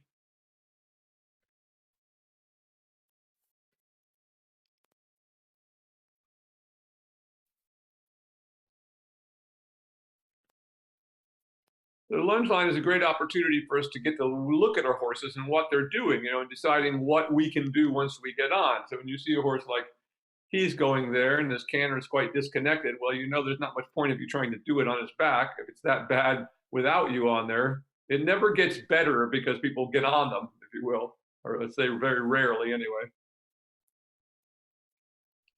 So that's why we have to teach them to carry themselves correctly before we get on them. Then we have a good chance that we can succeed. It's really quite nice there. Look how he has a nice, good flexion in his hocks. Once he gets into this trot like this, looks like quite a different horse than when he's trotting around with his head up in the air, with his back hollow. Very nice. We always want to see the horse look like a ball rolling over the ground.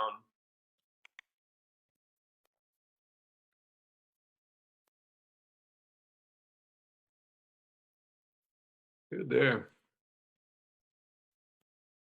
So this is more like from now on where you want your side reins to be. Okay. So I guess you don't need that extra string on there any longer. You didn't need the extra length. But now this is what we're looking for. He's not being pulled behind the bridle, but he's stretching out into the real contact instead of just being loose all the time. Because that's the goal, is to ride them in contact. And of course, by contact, we mean the weight of the reins. Like you see him going here, the reins aren't holding his head down.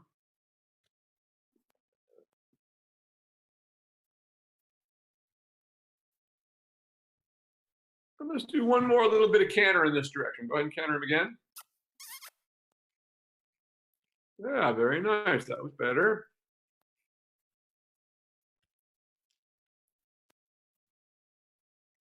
And go ahead back to a trot. And trot. That was a much better canter that time. Now you can see he still wants to counter bend a little bit. Some of these issues are still there. They're not going to disappear instantly. But that was much better. And stretch out into that stretch again there.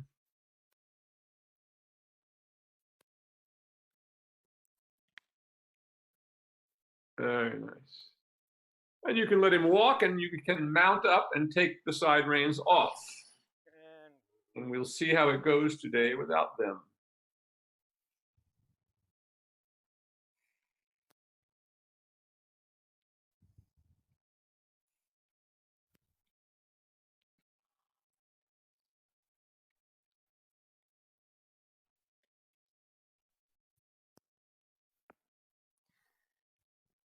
Yeah, I gotta work on this counter bending thing. I thought I had it figured out, but Well, just keep doing what you're doing. Keep trying to move the hindquarter. And of course, the more work in hand you do, that helps all of that too. So yeah. it's something, once again, he will stop counter bending like that when he lifts his back. So it's kind of a good indication of how far you come or not come, as the case may be, that he still has problems maintaining that position of his back. Is when they're hollow, they're always crooked to one side. So whichever side they're more crooked to is how they kind of cock their hindquarters to the inside on. In other words, they have a collapsing side. But only when the back comes up does everything stabilize, and now the horse can go straight. Horses that don't have their backs lifted are never straight. I watched a lot of the horses at the last Olympic Games in the dressage, and I didn't see one straight flying change of all the horses that I watched. Every flying change went 3 foot this way and then 3 foot this way. That tells you that they're not working over their back. Yeah. When the horse is working over the back, they can change straight. Boom, boom. But of course, they're still getting 80% scores. Dressage today. There were some nice rides in the 3-day eventing, however. It's great to see Andrew Hoy, watching him go cross country with an inspiration. If you watch the good people going cross country, they hardly ever check the horse's back. They come out and they stay almost at the same speed all the time. That's because they can regulate the stride within a foot or two, which is all you ever need to do to hit the right distance. But you can only do that if the horse is cantering over its back. So when you see people jumping and they're pulling back all the time, they're basically trying to force the horse, but they're actually hollowing the horse and trying to make it jump harder off their back end. They do, but they also lose the bascule, which means they land with much more impact on the front legs. And so the horse is going to wear out doing that 10 times faster than if it jumps in a bascule where it comes up and lands in the same stride and keeps going. But anyway, for those of you who didn't watch him, watch Andrew Hoy's gold medal ride cross country. Beautiful to watch. There's probably YouTube videos of it. Yeah, they're on YouTube. Yeah. It's a nice shot of the indoor and the ladder. I don't know why. Oh, that's what he's looking at over there. That's what I'm looking at. Yep. Starting to follow me again? No. There's a nice post hole digger out there. Yep. It's a nice thing to have. Coming back to me. Yeah, I think when you get a little too close, they start getting a little weird. Yeah, I noticed that. But I'm certainly a lot happier with this system than I was. I mean, that solo shot thing, I finally just gave up on it. It just. Yeah, I mean, nothing's going to $1,000 piece of junk. nothing's going to be 100% perfect. Yeah. But these things certainly work way better than the solo shot. And it's a lot cheaper than having somebody follow you around with a camera. Whoa, you can't get people to do it. I mean, it's revolutionized what I do. I mean, I drove many people crazy trying to get them to videotape for me all the time. Because that's what I recognized when I was young, is that the problem is most people have never seen horses trained consistently over a period of time and how they get. I mean, there's lots of books and you see these clips of them when they're at the upper levels, but most people have never seen all the steps along the way. So that's what I set out to try to do with my videos of the horses, so that people can see what it takes. That it isn't just the horse, that it's all the steps that take and the time that it takes to do it correctly. Well, the videos are amazing at Q, just the progress you guys have made. Really, really amazing. And he's an interesting one because she's a difficult horse. I mean, she's been a slow growing. She's shifted her balance so many times. She's finally coming up in front again. Because those of you who don't know, horses grow, the backs grow, then the front grow. They grow like that. They don't grow as a whole. Generally the back and then the front comes up, and you just hope that, like with her, with some mares that are kind of downhill anyway. So when you're buying babies, that's a bit of the chance that you take, especially buying mares, is that their growth may stop at a point where they're still downhill. But that's also why it's so important to do this work to keep the withers coming up through the shoulders as they're developing, as they're growing, so they grow into a mature stride. But we got her to connect today for the first time, where the action of the leg went all the way through the body and you could see her back end activate and back lift. So that's a big step. Yeah, I saw the video you were hiding for. Really, really cool. It's good to see. Yep.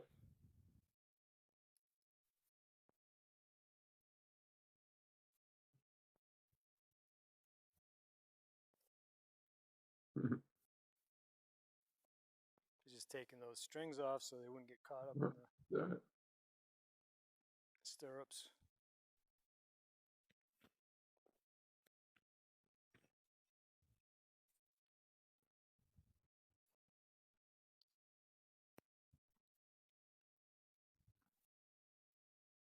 Nope,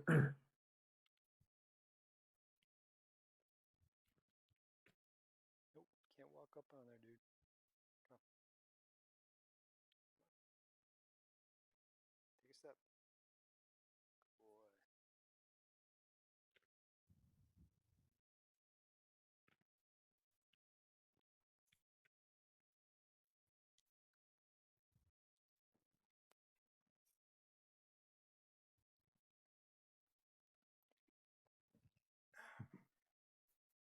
And he's off.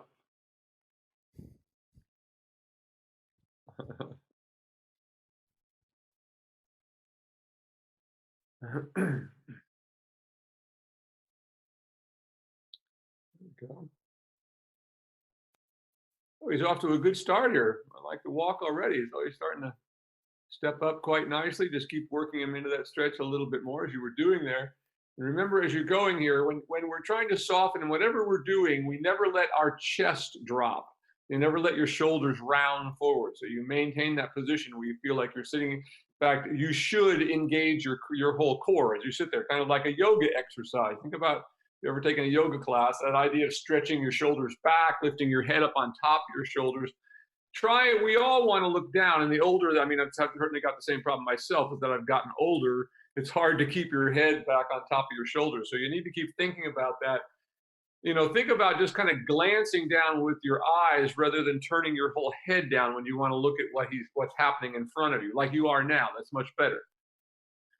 If any of you seen kind of these last pictures of Nuno Oliveira, which kind of led to some people doing it, where he's like riding with his head down like this. And a lot of people, unfortunately, copied that. And that was just something he did in his old age because his back hurt so bad. But that's getting there now. Like that, remember, the more you stretch up and carry yourself, like when we let everything our shoulders collapse forward, it becomes much harder for the horse. The more we balance on a point on the horse's back, the easier the horse can carry us. So we're not just like a sack of potatoes up there.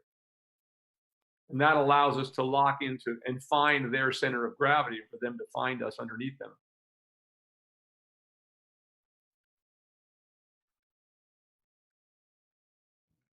As he comes around, every time he looks to the outside, you should immediately think about engaging the hindquarters, making the hindquarters go to the outside to engage that inside. There, now we're getting a good stretch.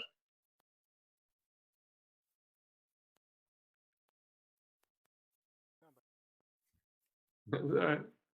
Of course, he does that once again. Now you want to put that inside leg on, just moving over again.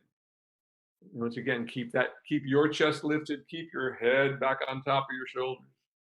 And you're doing just fine in terms of widening your hands. That's just what we want to do. Otherwise, you'd be grappling up the reins all the time. And I remind people that this is not how you go to a horse show. It's how you school young horses before they have gotten into good contact.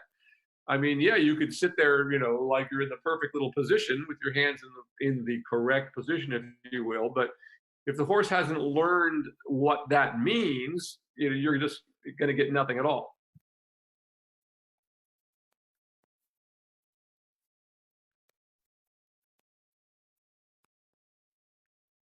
So each time he comes up, that's right, we just yield those hindquarters again, and we soften him by just giving and taking. And the more he wants to go down, the lighter that softening is. As he goes down, it becomes softer and easier for him, if you will, less resistance. But the resistance we ever have is never very great. It's never like holding on the way we see people being taught to do these days, where it's pulling against the mouth of the horse. You never want to get into a pulling match with the mouth of a horse. A, you won't win, and B, the horse will just hollow underneath you. Go ahead and go large now in the walk, keeping that swinging walk happening. Like that, good. And go ahead and turn by the center line at the top and leg yield to the left. Remembering in the leg yield that we want that shoulder to slightly lead, but we don't want it to just shift out to the shoulder. But the horse, because the horse leads with the shoulder, it doesn't hit its legs together. We kind of hold them very straight, or if the hindquarters begins to lead, they have a good chance of hitting their legs together. We want to just keep that shoulder, come around the corner. You can start right there. That's very nice. There we go. There, you're getting it back. Now you came around the corner. I thought it was going to be really good. Then he kind of wiggled out from in front of you, but now you have it going good again. So you did the right thing to correct. But if you try to catch it while you're making that turn, so you move him into that outside rein as you make the turn, so you can finesse him right into the leg yield to the right. Now, later on, you're going to want to go straight and then leg yield. But in the beginning with horses, it's easier to start them while you still have that natural bend to the degree that they can as you come around the corner. So let's go back and do that again. Now, down this long side, I want you to just see if you can stretch him a little deeper. Using your legs alternate. Don't drop your shoulders. Let me see you flatten your shoulder blades into your back like that. Once again, try to feel like you're balancing on your seat bones underneath you. See if you can. You want to feel like your legs are just hanging there, as New Laveri used to say, let them hang like wet noodles down the side, and you just lift up your toe to lengthen the leg back. You never want to think about pushing your heel down, as you'll hear people say sometimes. And you'll see in some of the old hunt pictures where people rode with their legs way out in front of them. That's not what you want to do. Do you want a leg yield here? Yeah, I want another leg heel here. As you come around the corner, you're going to start right there before he loses that bend. That was better that time. He started to straighten out, but you caught it even sooner. And keep going all the way to the rail like that. Think about this time, you're trying to learn these skills, and at the same time, you're trying to teach them to him. So that's why the walk is so important. The faster we go, the quicker everything starts happening. Now go ahead on the circle here, and once again, see if you can stretch him a little deeper on the circle. Now that we've done that little leg yield, he's obviously checking out something outside there. And at this point, we'd be softening a little bit with our inside rein, just closing your fingers a little bit, feeling, and then releasing, closing and releasing. And when you feel his desire to go down, then you even release more. So he begins to follow it. So we have to teach them to follow down before we start bringing them up, that being the point. Otherwise, they just hollow and we don't. The effect of having them stretch into the contact as we begin to bring them up, it keeps them round over their backs.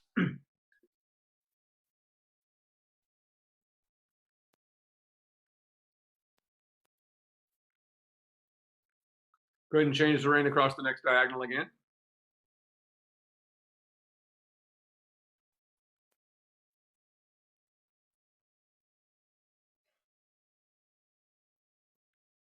A little more active. Feel how you lost the rhythm on that turn? You want to just touch with your leg.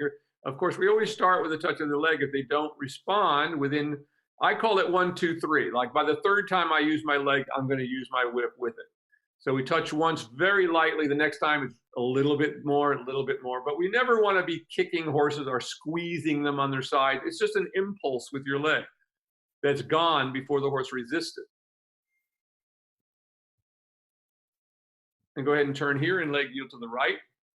Once again, try to feel him into your outside rein. As you come around the corner, start moving him off of that inside leg already. So you catch him before he straightens out, and you can sort of accentuate the positive, you will. Like that. Keep that going. Keep that going on over, and keep trying to soften him and see if you can get a little stretch a little bit deeper through the leg yield. But that was really quite good. Now, once again, back on the circle here, stretching them all the way down.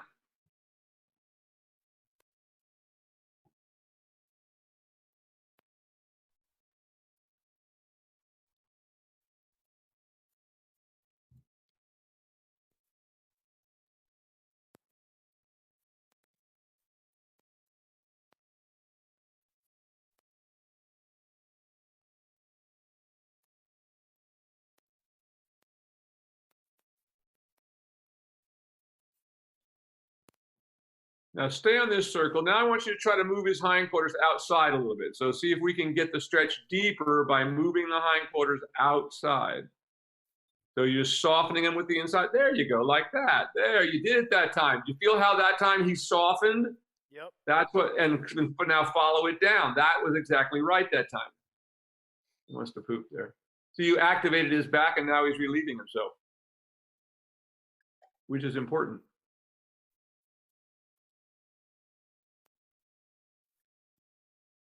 Now do the same thing you just did. Move the hindquarters to the outside.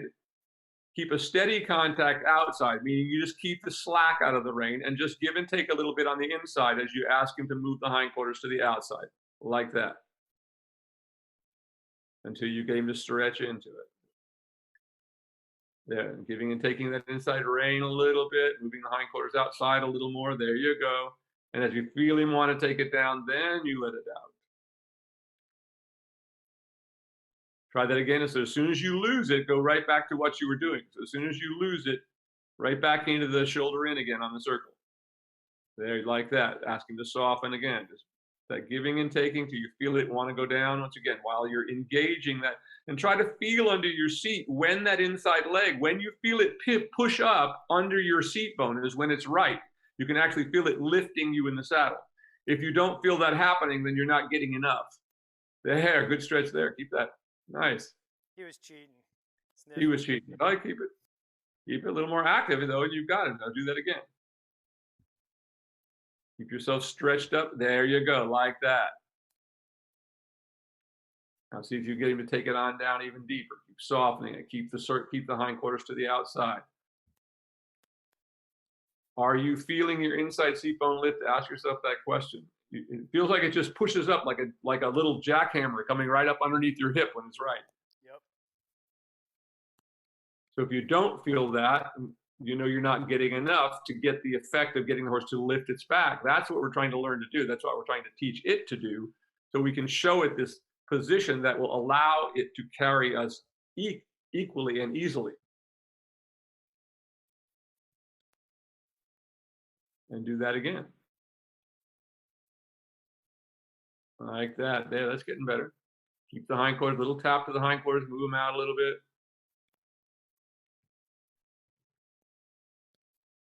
Softening them with the inside rein a little bit. Once again, hindquarters more to the outside. He kind of fell to the outside on the shoulder.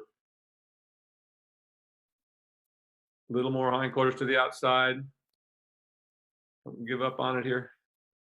Soften him a little more with your, there you go, like that. Now you got it. There. Very nice. And right away, do it again. As soon as you lose it, do it again. So and that's it. I mean, when we ride horses, as we train them, that's great right there. Really nice. And do it again. You're starting to lose it a little bit. Once again, you do exactly the same thing again. And this is what you do in riding. Once you learn to do this, this is what it really means to balance a horse. People use this term called half halt. In French, the word means to balance. So people in America got this idea that it was all about halting, pulling, and sort of stepping on the brakes. It isn't about that at all. It's getting the horse to go in balance by engaging it. That's what, the real meaning of, I don't even use the word half halt. I just say balance. So one thing I'm noticing is that when you get him to do the, stretching and bend, he wants to shorten the circle, even though I'm trying to push him out. Yeah. Then I mean, sometimes you have to be a little more active by asking a little stronger. So don't be afraid. Once again, I don't want you to whip the horse, but if he's not responding, you have to increase the intensity, to some fold. I mean, but obviously not to the point where you're cutting the horse. But then immediately the next time you ask, it's what we call the circle progression of the aids. You immediately go back to the lightest possible touch once you get them to finally respond. There. Very nice. A little bit deeper one more time. Move the hindquarters outside again. Once again, see how it kind of flipped on you.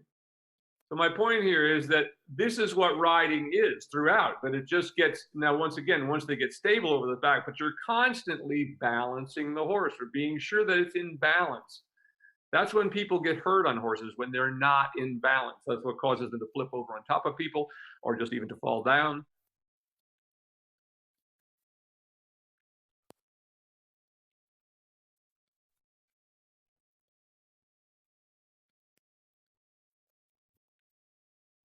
One more time. I want to see you just get a little bit deeper. I kind of lost a little bit of engagement. We've kind of been doing this for a while, but I just want you to get it. Be sure you can keep coming back to it. Push the hindquarters a little more actively. Don't be afraid to tap him a little bit stronger. And don't be afraid to soften a little bit more with your inside rein. You have to experiment. I mean, learning correct contact is never just, oh, well, you do this and hold your hands here. Well, it just doesn't quite work that way. I mean, because your hands have to be softening. They have to be doing things all the time, but never holding against the mouth of the horse with an iron fist.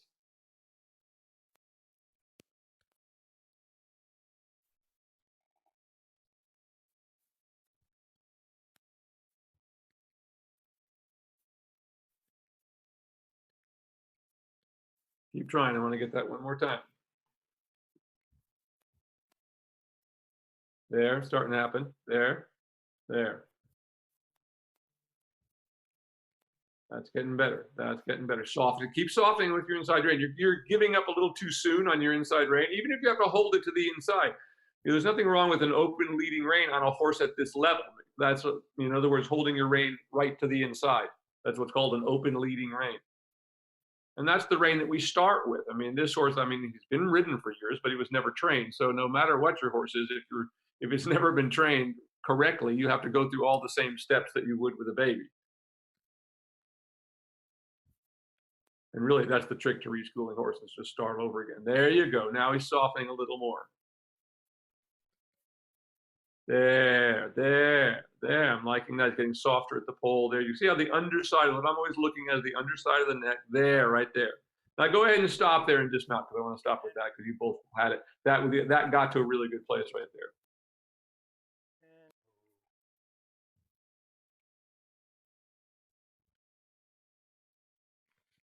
So this is what I want you to do between now and the next time I see you. I want you do the groundwork just the way we did. Okay. Feel free to work them in hand as well. I just was trying to get to the point I wanted to get to the lesson. So that's why I skipped some of those steps thinking that you're doing those. And then do just this walk work and just concentrate now. Of course, we did one side. Now you got to go back, but start on the side that we did. Okay. Yeah. So when you do it tomorrow, start on the side that we did, but then immediately, as soon as you get him to soften, then go back the other way. And really take that time. That's what it's all about, is now you training your body to keep yourself balanced, keep trying to feel like you're engaging your core here, and really stretching up. And once again, like you're trying to sit on a point, like you're trying to find that point of your seat bone where you're like perfectly in balance without having to hold on with your legs. That's the only way you can ever let your legs down the side of the horse, is if you let go, right? But you have to be in perfect balance above them in order to do that. In order to ride, dressage work with a longer stirrup. Now, very different to shorten your stirrups, but then we do something different. We go into a 2-point, but we're balancing through our lower back rather than through our whole spine. But that was great today, Ron. I think that was a really good lesson. I really liked how he looked today. I thought his canter was improved, and now you can get on and really just spend the time in the walk to perfect that, and hopefully by the time you get a little further down the road with that, because you have to do, in order to ride him well in the trot, you've got to do the same thing. It's just coming faster, but you still got to balance the horse. You've got the reins, everything works the same way. It's just coming faster, so think of it that way. Yeah. Yep, it sounds all good. Right, man. Questions today? Nope. I've got some stuff to work on. The big thing was just in the walk, and same thing on the lunge line, just getting the back end to move out. It just seems to be going to that side is the toughest side, and it's hard. Some things to do. Yeah, but keep doing the work in hand. That's the point of we do it off the horse before we then. It makes it easier for him and for you. So when they get the right idea. When I do a lot of the work in hand and the lunging, if I'm not going to be riding, I usually just use the Sarah single on them with those side reins, just because that way it's a little easier. The saddle's not getting in the way. You know what I mean? Sure, when you're exactly. trying to work them, so. I actually prefer to take saddle. I like to work horses without anything on them. I very often do. We very often just leave the saddle off and do the work in hand first, and then go on. Especially when I'm starting horses, because the saddle can be problematic as well, in terms of You know, you got this, even if you're just teaching horses to do it, they, you know, this thing strapped around their belly is not helpful, you know, in many ways. Yeah, great. So, Awesome. all right, you guys, Look great, forward- great lesson today. Look forward to seeing you next week. Keep up the great work. I look forward to seeing how soft he's going to look next week when you really implement this work. Sounds good. Thanks, Will. All right, brother. Talk to you soon. You Have a are good week. welcome. Yep. You too.